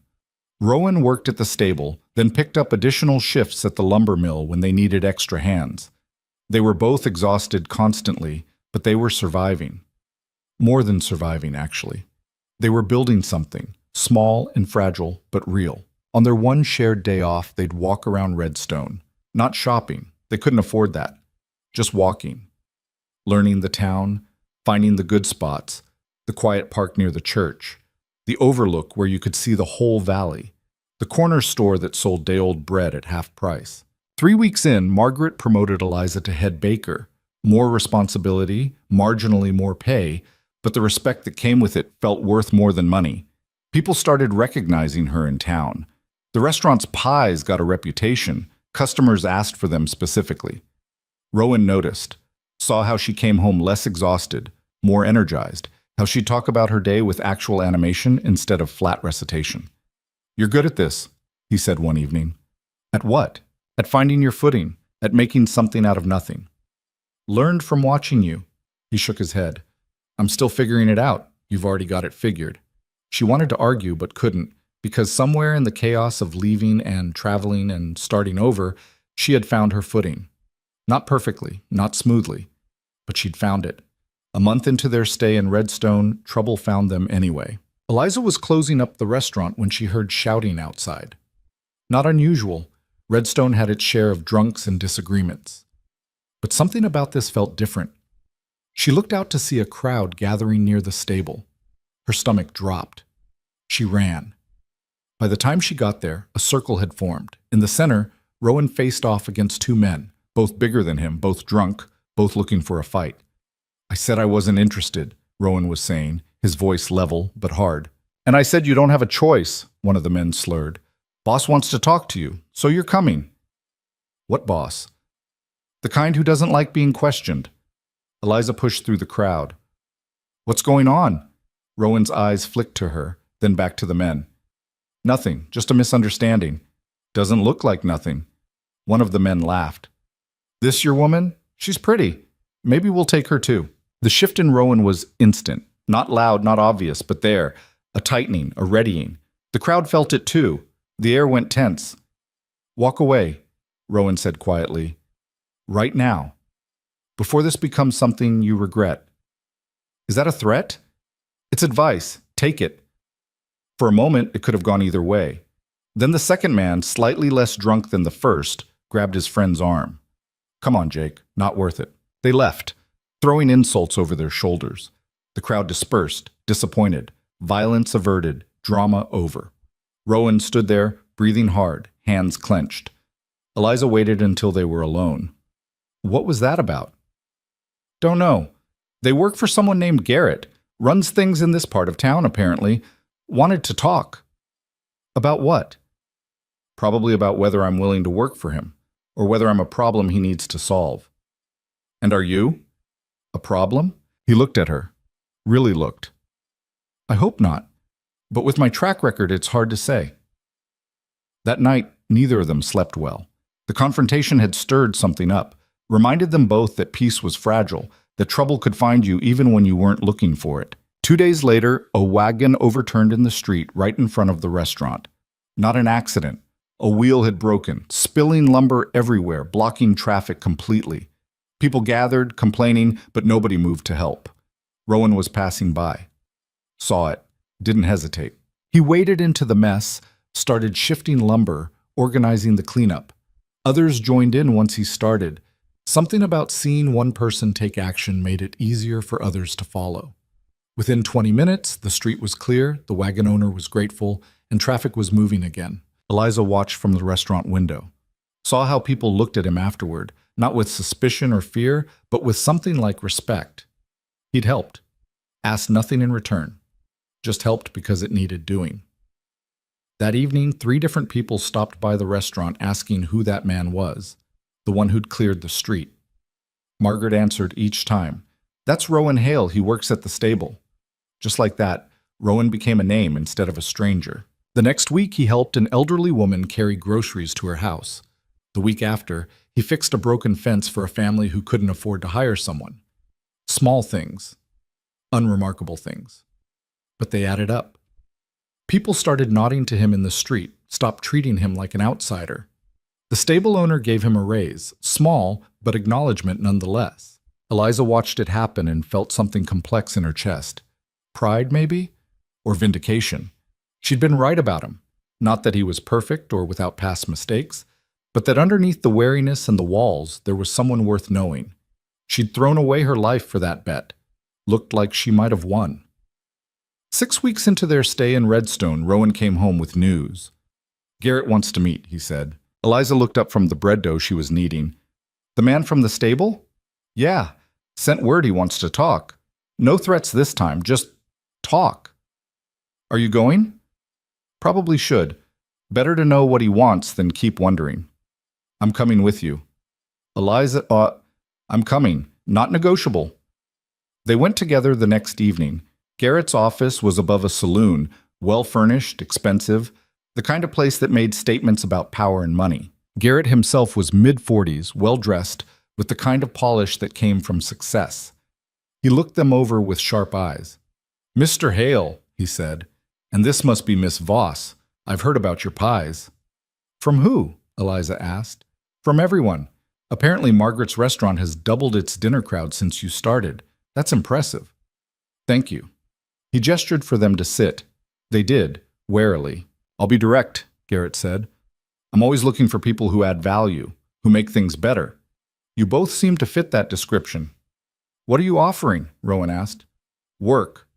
Real work. Mucking stables or kitchen prep. I've got interests in timber, freight, real estate. Always need reliable people. People who can solve problems." "What kind of problems?" Garrett smiled. "The kind that require judgment and discretion, which you both seem to have." It was a good offer. Too good. Which meant there was a catch. "What's the real ask?" Eliza said. Garrett's smile widened. "Smart woman. The real ask is simple. I need people I can trust. People who aren't tied to the local families and their endless grudges. You're both outsiders. That makes you valuable." "And if we say no?" "Then you say no. I'm not in the business of forcing people. But I will say this, Redstone's not as simple as it looks. There are factions, rivalries, people jockeying for position. Having someone like me on your side makes life considerably easier." They left without giving an answer, walked back to their boarding house in heavy silence. "What do you think?" Rowan asked. "I think it sounds too good," which means it probably is. "Yeah, that's what I think too." But they both knew they'd consider it, because survival wasn't just about making enough money, it was about making the right alliances. And in a town like Redstone, having powerful friends might be the difference between thriving and just scraping by. That night, lying in their respective spaces in the dark, Eliza spoke. "Are we making the same mistakes all over again?" "What do you mean?" "Running from one complicated situation into another, trading one set of problems for different problems." Rowan was quiet for a long moment. "Maybe. Or maybe we're just learning to navigate complications instead of hiding from them. Is there a difference?" "I don't know. But I'm tired of hiding, tired of running. If we're going to build something here, might as well build it right. Even if that means dealing with people like Garrett. Especially if it means that. Because people like Garrett run the world. Hiding from them doesn't change that. But maybe working with them, on our terms, maybe that's how we survive." Eliza thought about that. About survival versus living, about compromises and principles and the messy space between them. "Okay," she said finally. "But we set boundaries.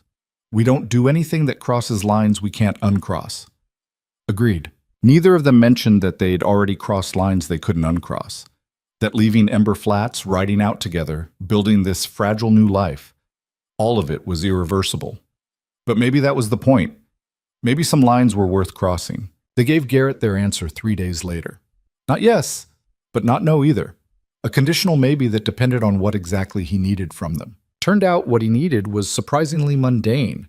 Rowan would oversee shipments coming through the freight depot, making sure loads were properly counted, secured, delivered on time. Honest work, just better paid. Eliza would supply baked goods for a new establishment Garrett was opening, a higher-end restaurant aimed at drawing visitors from neighboring towns. Again, legitimate. Again, better money. "See?" Garrett said when they accepted. "Nothing sinister, just business." But Eliza saw the calculation in his eyes. He wasn't hiring them for their skills alone. He was investing in goodwill, building loyalty, creating obligations that could be called in later. She recognized it because she'd seen it before. In Ember Flats, in every small town where power worked through favors and debts rather than outright force. The difference was, this time she went in knowing it. The work changed things. Better pay meant they could afford a bigger room at the boarding house. Still one room, but with actual space to move around. It meant regular meals instead of scraping by. It meant Eliza could replace her worn boots and Rowan could get his coat repaired instead of just living with the torn sleeve.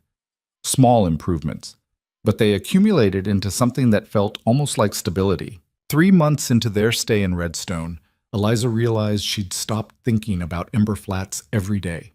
The ache of leaving had dulled to a distant bruise. Still there if she pressed on it, but easy to ignore most of the time. She wondered if the town thought about her. Probably not. Small towns had short memories for people who left. They'd have found someone else to buy pies from, filled the gap she'd left, moved on. Maybe they talked about her sometimes, the woman who threw everything away for a stranger. Maybe they used her as a cautionary tale. She tried not to care. Mostly succeeded. Rowan seemed to be settling too. The tension he'd carried when they first arrived had eased. He smiled more. Not often, but more. joked occasionally with the men at the depot, stopped looking over his shoulder quite so much. They'd fallen into routines that felt almost domestic. He'd wake first, get the fire going in the small stove Curtis had let them have in their room. She'd make coffee while he shaved. They'd eat breakfast together, usually bread she'd brought from work and whatever else they'd scrounged, then head out in opposite directions. Evenings, they'd reconvene, share their days in shorthand that had become its own language. Garrett's opening got delayed meant something different than Garrett's opening got delayed would have meant to anyone else. They both heard the subtext, the implications, the potential complications. It was partnership, functional, practical, built on shared circumstance rather than romance or grand declarations. It worked. Until the night Eliza came home to find Rowan sitting in the dark, blood on his knuckles, looking like he'd seen a ghost. She stopped in the doorway. What happened? Nothing. That's obviously not true. He looked up and she saw it in his eyes. Something had cracked. There was a man at the depot. Came asking questions about shipments. Wanted to know what we were moving, when, to who. I told him to take it up with Garrett. He got pushy. And you hit him. After he grabbed my shirt, yeah. I hit him. Eliza closed the door, set down her bag, moved into the room slowly. Is he hurt bad? Broken nose, maybe. Nothing worse. Is he going to report it? Rowan laughed, bitter. Probably not. Turns out he works for Coleman. The name meant nothing to Eliza. Who's Coleman? Garrett's rival. Owns the other freight company. Been trying to undercut his prices. This was intimidation. Fishing for information they could use. And you gave them a broken nose instead. Yeah, which means Coleman now has ammunition. Can claim Garrett's people are violent. Can make trouble. He stood, paced to the window. I keep doing this. Keep making things worse without meaning to. You defended yourself. That's not making things worse. Isn't it? Because now Garrett's going to have to respond. And Coleman will respond to that. And before you know it, we're in the middle of a war I didn't even know we were fighting. Eliza sat on the edge of the bed, processing. This was the catch. The hidden cost of Garrett's good offer. He hadn't hired them for simple work. He'd hired them because he was building an operation, and operations needed soldiers. What do you want to do? She asked. I don't know. Leave, maybe, before this gets complicated. It's already complicated. Leaving won't undo what happened tonight. No, but staying means we're choosing sides. We're saying we're Garrett's people. And I've seen how this ends, Eliza. I've been on losing sides before. She thought about Ember Flats, about the choice she'd made there, to stand with him instead of with the town. This was different, but similar. Choose safety or choose principle. Choose easy or choose right. Except this time, she wasn't sure which was which. Let's talk to Garrett first, she said finally. Find out what he expects, then we decide. Rowan nodded, but he didn't look convinced. They met with Garrett the next morning. His office felt colder than before, more formal. He listened to Rowan's account without interrupting, his face unreadable. Coleman's testing boundaries, Garrett said when Rowan finished. This isn't about you specifically. You were just convenient. That's supposed to make me feel better? It's supposed to make you understand the situation. Coleman wants my routes, wants my contracts. He's been making moves for months, lowballing prices, spreading rumors, pressuring my suppliers. This was just another move. So what now? Eliza asked. Garrett leaned back in his chair. Now we show him that moves have consequences. Nothing dramatic, just measured response.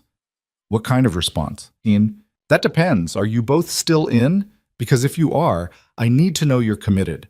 Can't have people working for me who are going to bolt at the first sign of trouble. There it was. The real question. The line they'd have to cross or step back from. Rowan looked at Eliza. She looked back. In that moment, they had an entire conversation without words, weighing options, calculating risks, trying to figure out what the smart play was. We're in, Eliza said, surprising herself. But we're not doing anything illegal, and we're not hurting anyone who doesn't deserve it. Garrett smiled. I wouldn't ask you to. I'm a businessman, not a thug. All I need is for you both to keep doing what you're doing. Show up, do good work, be visible. Let Coleman know that his intimidation didn't work. It sounded reasonable, almost too reasonable. That's it? Rowan asked. That's it. For now. They left feeling like they'd agreed to something they didn't fully understand. But they'd agreed, which meant backing out would be harder from here on. The next week was tense. Eliza kept expecting trouble, Coleman's people showing up at the restaurant, confront the street, something. But nothing happened. Life continued as normal, which was somehow more unsettling than drama would have been. She threw herself into work. Garrett's new restaurant was opening in 2 weeks, and she'd committed to providing all the baked goods for the opening night. It meant long hours, early mornings, late nights. She barely saw Rowan except in passing. When she did see him, he looked tired, worn down. The depot work was harder now, not physically, but mentally. Constant vigilance, watching for problems, trying to prevent incidents before they happened. "You need to rest," she told him one evening, finding him hunched over paperwork at their small table.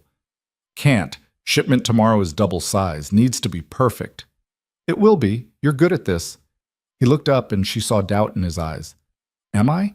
Because it feels like I'm one mistake away from everything falling apart." "That's always true. For everyone. You're just more aware of it." "That's not comforting." Wasn't trying to be comforting. Was trying to be honest. He almost smiled. "You're good at that." "One of my few skills." The moment stretched. They'd been living together for months now, sharing space, building this strange partnership. But there was still distance between them. Careful boundaries neither had tried to cross. Eliza wondered sometimes what would happen if they did cross them, if they stopped being partners in survival and became something more. But the wondering always ran into the same wall. They'd built this on necessity, not choice, on circumstance, not feeling.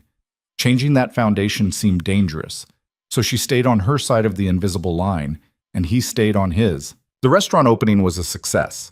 Eliza's pies were the highlight. People couldn't stop talking about them.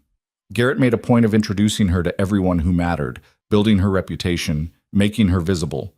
She should have been thrilled. This was recognition, respect, the kind of success she'd never had in Ember Flats. Instead, she felt uneasy, like she was being shown off, displayed, turned into an asset rather than a person. "You were incredible tonight," Rowan said when she finally made it home, exhausted and flour-stained. "Thanks." "That's it? Just thanks?" "Eliza, you had people lined up for those pies. Garrett told me 3 different businessmen asked for your name. You could start your own bakery with the connections you made tonight." "Could I? Or would I just be trading one person's control for another's?" He stopped, looked at her properly. "What's wrong?" "I don't know. Maybe nothing. Maybe I'm just tired." She sat heavily on the bed, pulled off her boots. "Or maybe I'm realizing that no matter where we go, there's always someone like Garrett, someone who wants to own you, just in more polite ways." "He's not, isn't he? Think about it. He hired us because we were useful, pays us enough to keep us loyal, but not enough to leave. Shows us off when it benefits him. We're assets, Rowan. Well-treated assets, but still." The words hung there, sharp and uncomfortable. Rowan sat in the chair across from her. "So what do you want to do?" "I don't know. That's the problem. I don't know what I want anymore. I wanted to be independent, but that didn't work. I wanted to be part of something, but that feels like giving up control. I wanted—" She stopped, frustrated. "I wanted something I can't even name." "Maybe you wanted to matter, to be seen as more than just what you can provide." The accuracy of it hit her like cold water. "Yeah, maybe that." They sat in silence, both too tired for solutions, too honest for comfort. Finally, Rowan spoke. "I see you, for whatever that's worth. Not as the baker or the asset or whatever Garrett thinks you are. I see you." Eliza felt her throat tighten. "I see you too." It wasn't a declaration, wasn't romance, just 2 people acknowledging that in the middle of all the chaos and compromise and survival, they'd somehow become real to each other. It was enough. For now. The next month brought changes. Garrett expanded his operation.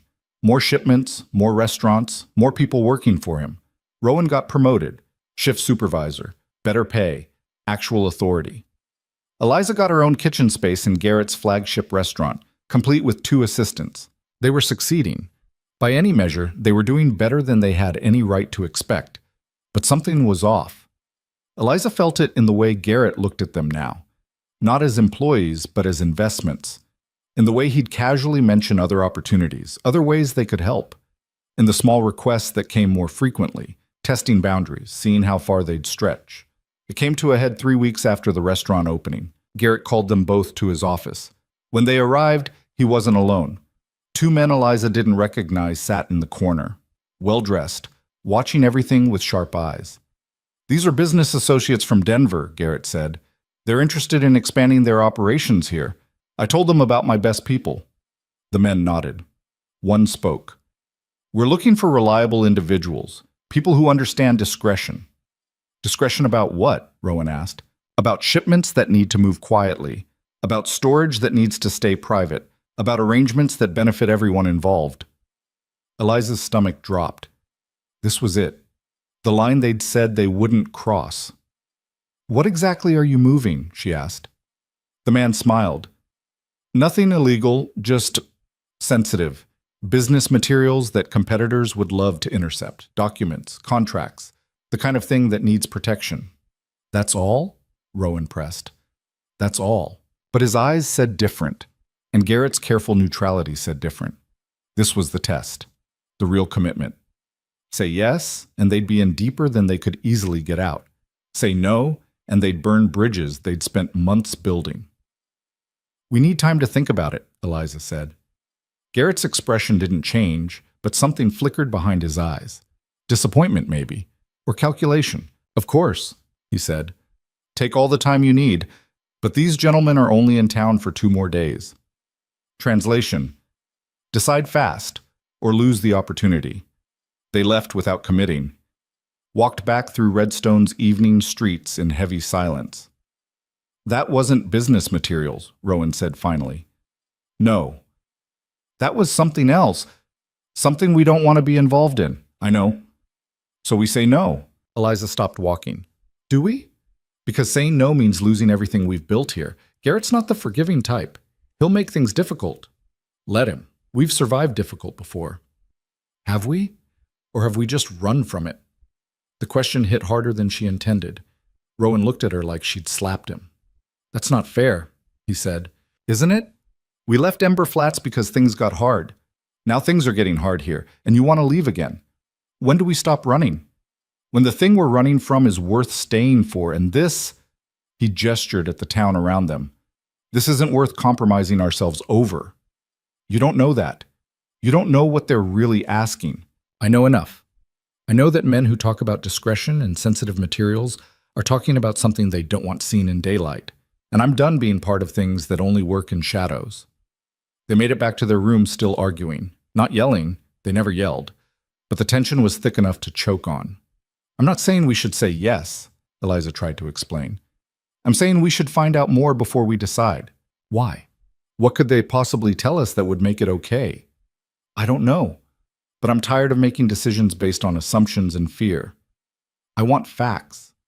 I want to actually know what we're saying no to." "You want to feel less guilty about walking away from money." "That's not—" She stopped, because maybe it was. Maybe part of her did want that. "We could use the money, Rowan. We could save enough to actually start something of our own. Open a real bakery, stop working for someone else. At what cost? I don't know. That's what I'm trying to figure out." He sat on the bed, head in his hands. "I can't do this again. Can't compromise myself for money or security or whatever we're calling it. That's what I was doing before, and it destroyed me. I won't go back to that." Eliza felt her anger drain away, replaced by something sadder. "I'm not asking you to. I'm trying to find a way forward that doesn't involve running every time things get complicated. Some complications aren't worth navigating. And some are. How do we know which is which?" He looked up at her, and she saw exhaustion there. Not just physical, soul deep. "I don't know anymore. I used to think I had good instincts about this stuff, but I've been wrong so many times that I don't trust myself." "Then trust me." "I do trust you. But I also know you want stability so badly that you might convince yourself something's acceptable when it's not." The words stung because they were true. Eliza did want stability. Wanted it desperately. Wanted to stop feeling like her life was built on sand, ready to shift at any moment. "So what do? She asked quietly. "We tell them no, we walk away, we figure out something else. And if there is no something else, then we leave Redstone, start over somewhere new. Again. Again. Eliza felt tears prick her eyes. She blinked them away, angry at herself for crying, angry at the situation, angry at everything. I'm tired of, she said. Me too. Then why are we doing it? Because it's better than the alternative.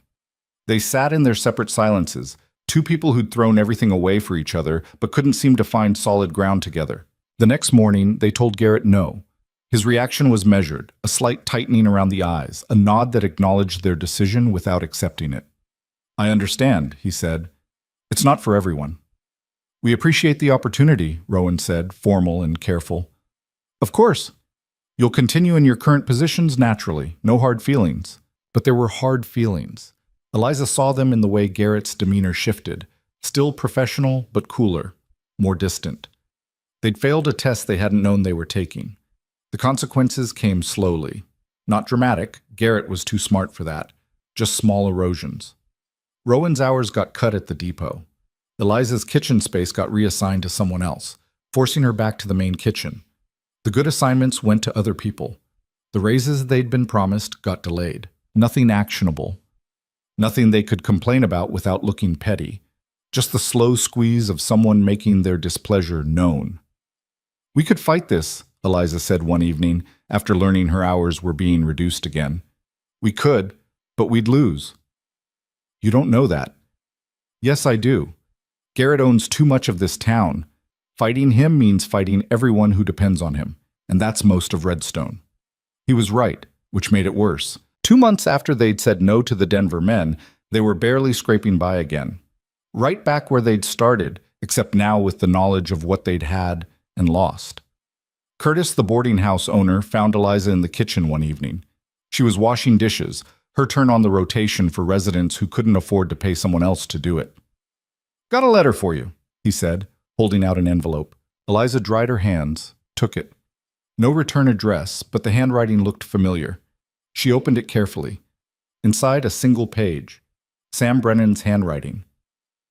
Eliza, word reached us about your situation in Redstone. If you're interested, there's a place for you back here.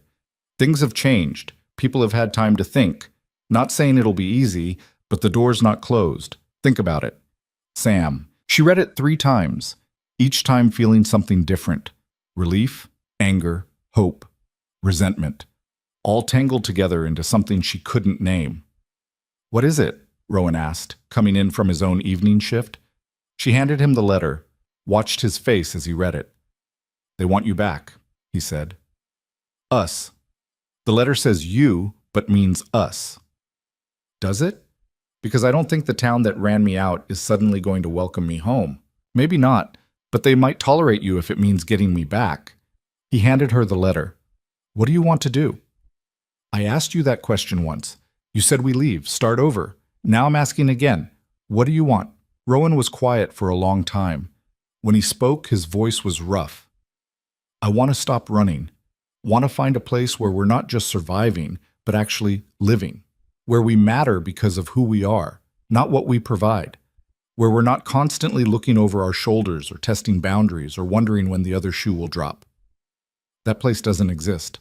Then maybe we create it. Maybe we go back to Ember Flats and make them see us different. Make them understand that we're not problems to solve or mistakes to correct. We're just people trying to build something. You think they'll listen? I think if we don't try, we'll regret it. Eliza looked at the letter again. At Sam's careful words, his tentative invitation. It wasn't much, but it was something. Okay, she said. We go back. You sure? No. But I'm sure I can't keep doing this. Can't keep starting over in new places, hoping the next town will be different. If we're going to make something work, might as well be somewhere we already know the complications. Rowan moved closer, close enough that she could feel the warmth of him, smell the familiar scent of work and dust and exhaustion that clung to both of them. Whatever happens, he said, we face it together. Not me protecting you or you defending me. Together. Together, she agreed. They gave their notice to Garrett, to Curtis, to the restaurant, packed their belongings, more now than when they'd arrived, but still fitting into 2 bags, settled their debts, and said their goodbyes. Redstone had been good to them, then hard on them, then impossible. But they'd survived it, learned from it, come out different than they went in. On their last morning, they walked through town one final time, saw the places they'd worked, the spots they'd found, the life they'd almost built. Any regrets? Rowan asked. Dozens. You? Same. But you'd do it again? He thought about that. Yeah, I would, because it taught me something. What's that? That running doesn't solve anything. It just moves the problems around. Real change happens when you stop moving and start building. They mounted the horse. Rowan had saved enough to buy it outright before they left, a small victory, and turned toward the road that led back to Ember Flats. Back to the beginning. Back to the town that had driven them out. But this time, they weren't running, they were choosing, and that made all the difference. The ride back to Ember Flats took 4 days. 4 days of Eliza second-guessing every decision that had led them to this point. The landscape felt familiar, but foreign at the same time. Like walking through a house you used to live in, recognizing the shape of things but not quite feeling like they belonged to you anymore. Rowan didn't talk much, just kept the horse moving, steady and deliberate, like if they stopped too long they'd lose the nerve to continue. On the third night, camped near a stream that Eliza recognized from the trip out, she finally voiced what had been circling in her head. What if this is a mistake? Rowan looked up from the fire he was tending. Then it's our mistake. We'll deal with it. That's not reassuring. Wasn't trying to be. Was trying to be realistic. He poked at the fire, sending sparks up into the dark. Every choice we've made has been a mistake by someone's measure. Leaving was a mistake to the town. Staying in Redstone would have been a mistake for us. Going back probably looks like weakness to people who don't understand. But here's the thing. I'm done making decisions based on how they look to other people. So why are we going back? Because Sam reached out, because you've got unfinished business there, because running away didn't solve anything, and maybe facing it will. He met her eyes across the fire. And because I'm tired of feeling like I don't belong anywhere. If I'm going to not belong, might as well be somewhere that at least knows my name. Eliza pulled her blanket tighter around her shoulders. The night was cold, autumn settling into the valley with teeth. They're not going to make this easy. Good. Easy hasn't taught us anything. She almost smiled at that. Almost. They reached Ember Flats just before noon on the 4th day. The town looked exactly the same. Same dust, same buildings, same feeling of being stuck in a moment that refused to move forward. But something was different too. Maybe it was them. Maybe it was the way they rode in. Not sneaking, not apologizing, just arriving. People noticed. Heads turned. Conversations stopped. Eliza felt the weight of their staring, but this time it didn't make her want to disappear. This time she stared back. Sam Brennan was standing outside his store, like he'd been waiting. Maybe he had been. He raised a hand in greeting that was careful but not unfriendly. They stopped in front of him. Rowan dismounted first, then helped Eliza down. The gesture felt automatic now, easy in a way it hadn't been months ago. Sam, Eliza said. Eliza. Rowan. He nodded to both of them. Didn't know if you'd come. Almost didn't. But you did? We did. The awkwardness stretched. Sam cleared his throat. There's a room at Mrs. Callahan's if you need one. She's willing, if that matters. It does, Rowan said quietly. Good. That's good. Sam looked uncomfortable, like he wanted to say more but didn't know how. Look, I'm not going to pretend things are just going to go back to normal. A lot of people are still angry, still don't trust him. He gestured at Rowan without quite looking at him. But some of us have been thinking about what happened, about whether we handled it right. And? Eliza asked. And we probably didn't. Doesn't mean we were completely wrong either, but we could have asked more questions, could have given him a chance to prove himself before running him off. Sam finally met Rowan's eyes. So I'm asking now, who are you really? And what do you want from this town? Rowan was quiet for a moment. When he spoke, his voice was steady. I'm someone who made a lot of mistakes, worked for people I shouldn't have, did things I'm not proud of, ran when I should have faced consequences. But I didn't rob any federal transport, didn't kill anyone. The marshal confirmed that, if you'd bothered to check after he left. Sam's face reddened slightly. We didn't know how to check. Could have asked, could have written to the marshal's office, could have done anything other than assume the worst. Rowan's tone wasn't angry, just tired. As for what I want to stop moving, want to build something that lasts, want to be somewhere I'm not constantly waiting for the other shoe to drop. Whether that's here or not, I don't know yet, but I'm willing to try if you are. The small crowd that had gathered, because of course there was a crowd, murmured. Eliza couldn't tell if it was approval or disapproval, probably both.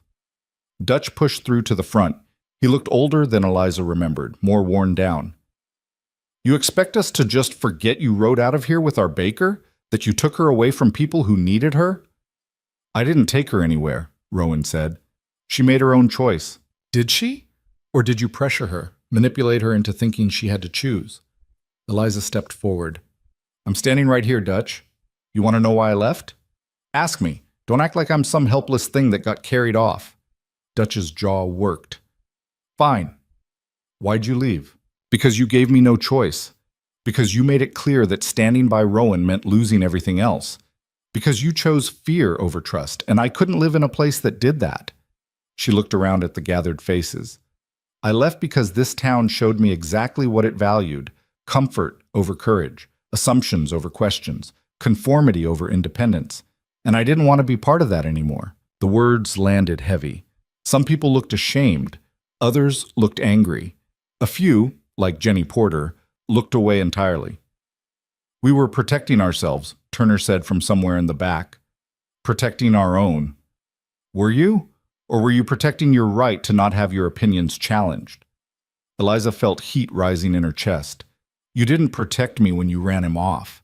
You just made it clear that my choices only mattered if they aligned with yours. That's not fair, isn't it? Tell me, Turner, did anyone ask me what I wanted? Did anyone try to understand why I was defending him? Or did you just assume I was being foolish and needed to be saved from myself? Silence, long and uncomfortable. Mrs. Callahan stepped forward. She looked at Eliza, then at Rowan, then back to Eliza. I owe you an apology, both of you. I let fear make me unkind. That's not who I want to be. It's who we all were, Sam said quietly. Fear makes people small, makes them mean. We were scared of change, scared of the unknown, scared of being wrong. So we circled the wagons and forced out anything that didn't fit. He looked at Rowan directly.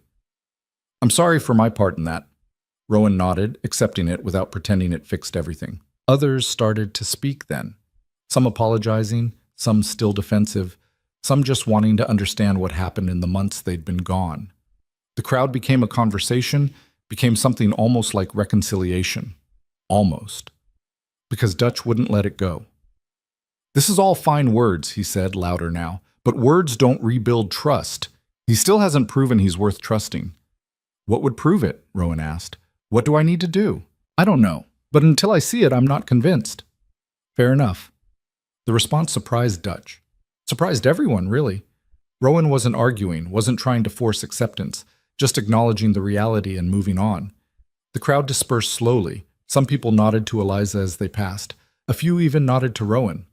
Progress, maybe. Or just politeness. Hard to tell. Mrs. Callahan showed them to a room, bigger than the one they'd had in Redstone, with 2 actual beds. The luxury of separate sleeping spaces felt almost foreign now. Meals are included, Mrs. Callahan said. Breakfast at 7, dinner at 6. You're welcome at both. Thank you, Eliza said. Mrs. Callahan paused at the door. I really am sorry. About before. About... She struggled with the words. About being part of the group that made you feel like you had to leave. You didn't make me leave. You made staying impossible. There's a difference. Is there? Yeah, one's active, one's passive, but they both have the same result. Mrs. Callahan left looking troubled. Eliza sat on one of the beds, feeling the exhaustion of the day settle into her bones. That went better than expected, Rowan said. Did it? Dutch still hates you. Half the town probably agrees with him. But half doesn't. That's more than we had before. Eliza wanted to argue, but couldn't. He was right. They'd come back expecting nothing and gotten something. Not acceptance, not forgiveness, but possibility. That was more than she dared hope for. The next morning, Eliza went to her old spot outside Brennan's store. Her table was gone. Someone had taken it or stored it, she didn't know which. But the space was still there, empty and waiting. Sam came out with a new table. Thought you might need this. I don't know if I'm staying yet. I know, but if you do, you'll need a table. They set it up together. Eliza ran her hand over the surface. Rough wood, nothing fancy. Not her old table, but it would do. People will come, Sam said. Maybe not everyone, maybe not right away, but they'll come. And if they don't, then we figure out plan B, but let's try plan A first.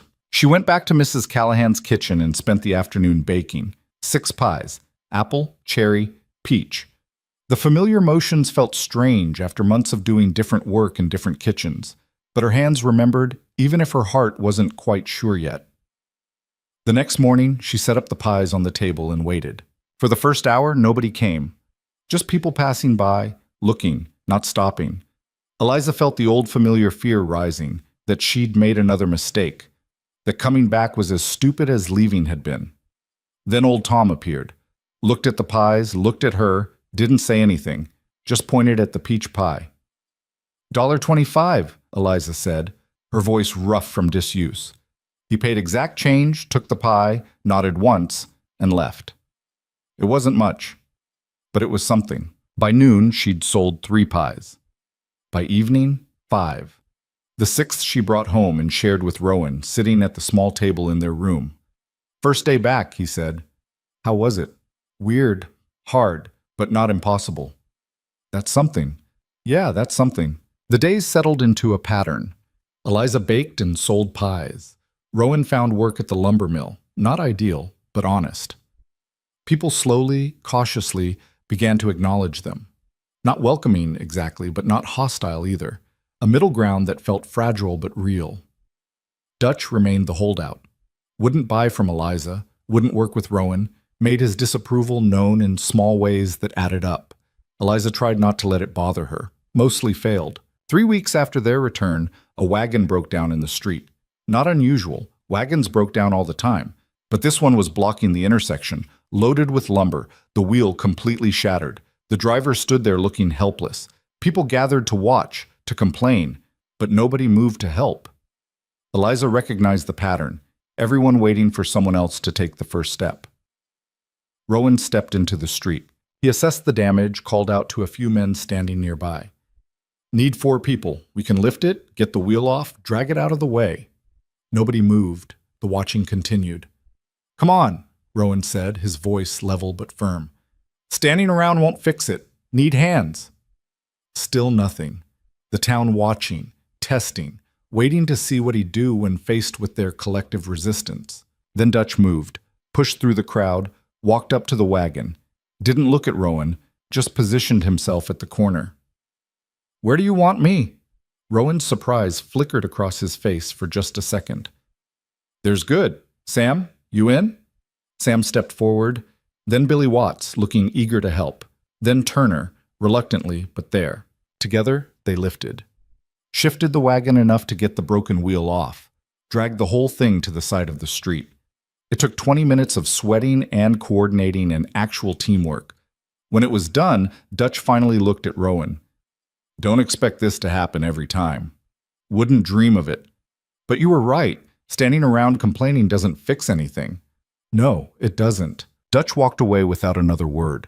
But something had shifted.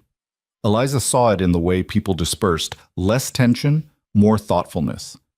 Like they'd just witnessed something that changed the equation. That evening, Dutch showed up at Eliza's table just before closing, looked at the remaining pie, cherry. I'll take it, he said. Eliza wrapped it without comment, took his money, handed it over. I was wrong, Dutch said abruptly. About him. About you. About a lot of things. Okay, that's it? Just okay? What do you want me to say, Dutch?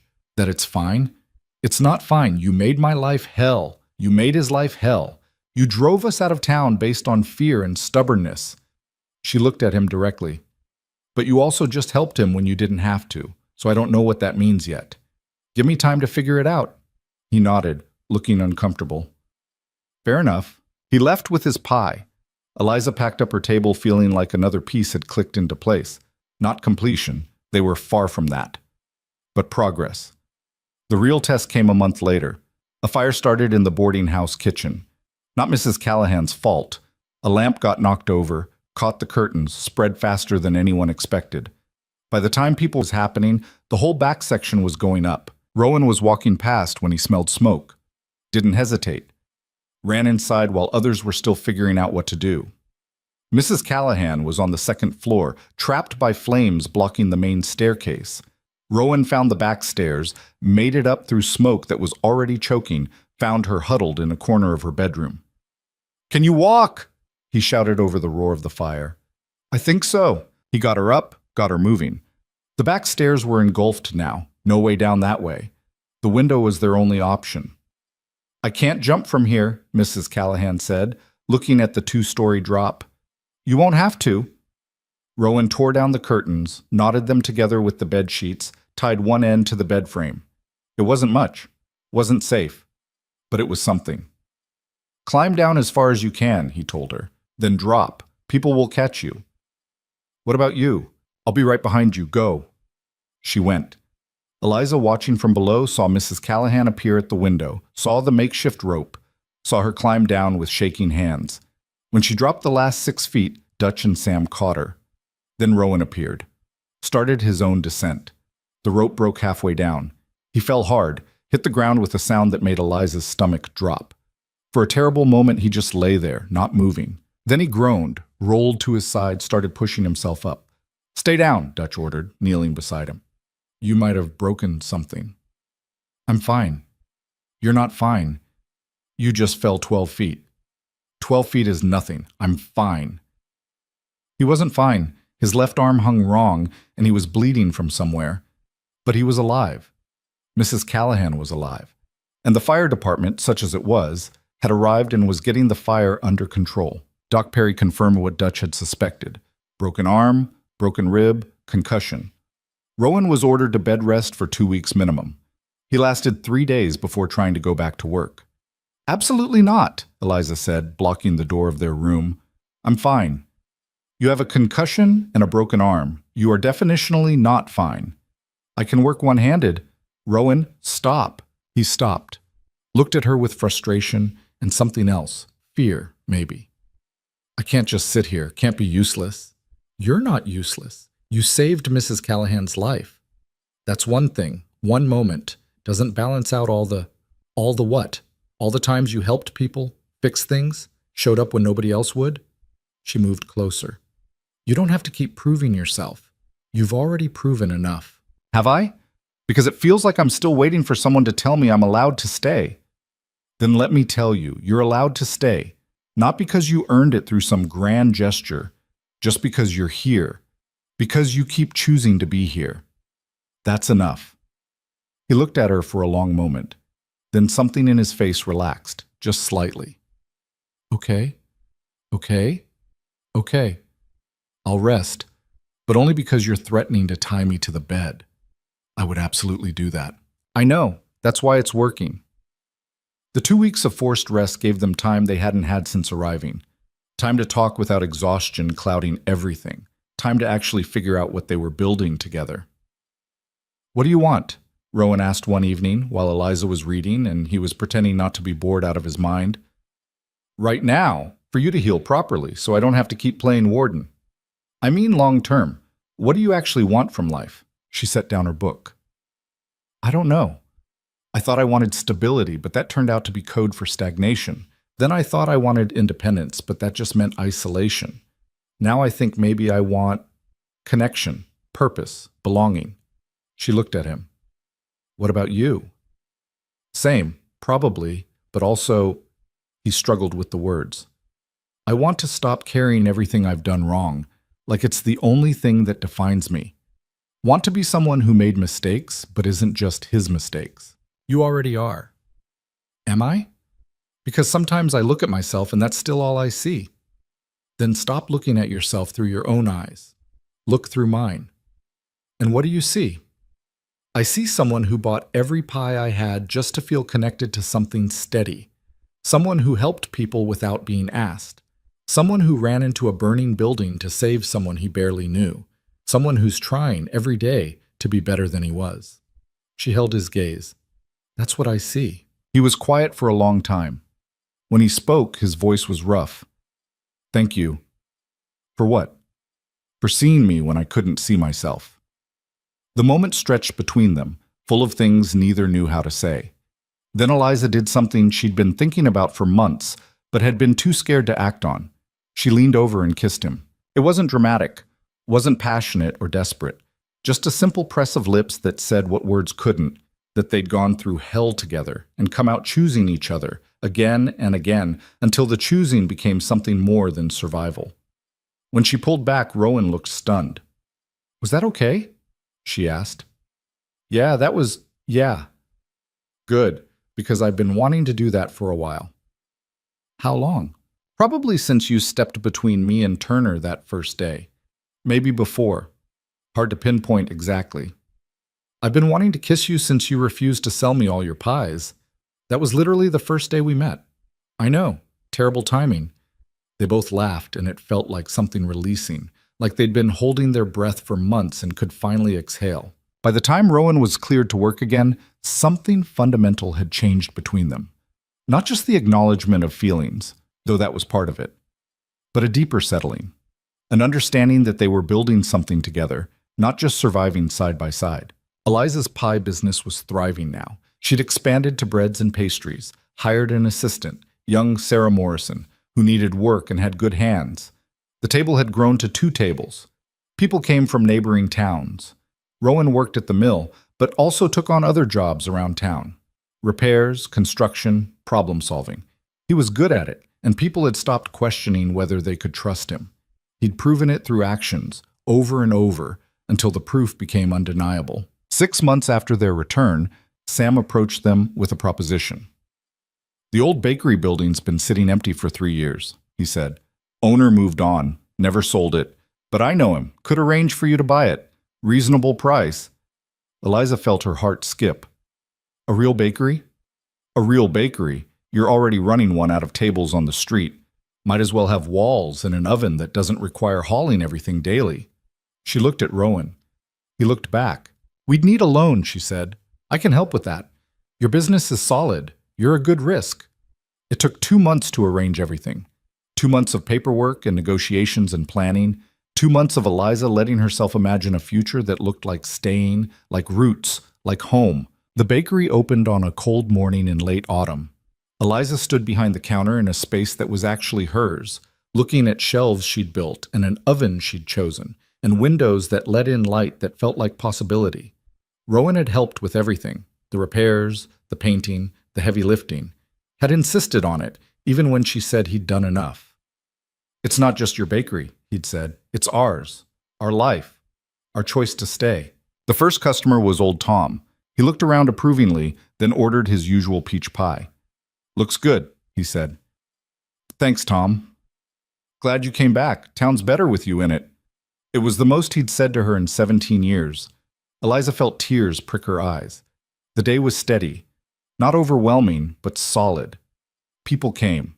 People bought. People stayed to talk, to catch up, to be part of something that felt like community instead of just coexistence. That evening, after closing, Eliza and Rowan stood in the empty bakery, looking at what they'd built. We did it, she said. We did. I thought we'd be running forever. So did I. What changed? Rowan thought about that. I think we stopped running from things and started running toward them, toward each other, toward the possibility of belonging, toward the idea that maybe we deserved a place to call home. Do we deserve it? I don't know, but we're here anyway, and that's enough. Eliza leaned into him, felt his arm come around her shoulders. Through the window, she could see Ember Flats settling into evening, lights coming on, people heading home, the town doing what towns do. It wasn't perfect. There were still people who didn't trust them, still moments that were hard, still days when she wondered if they'd made the right choice. But they'd stopped running, stopped trying to find a perfect place, and started making this place work. And in the making, in the staying, in the daily choice to keep building, they'd found what they were looking for. Not control, not certainty, not a life without complications, just a place worth staying for, and someone worth staying with. That, Eliza had learned, was enough. More than enough. It was everything. The bakery became a fixture. Seasons changed. The business grew. Rowan expanded his work, became the person people called when things needed fixing, not just physical things, but problems that required care.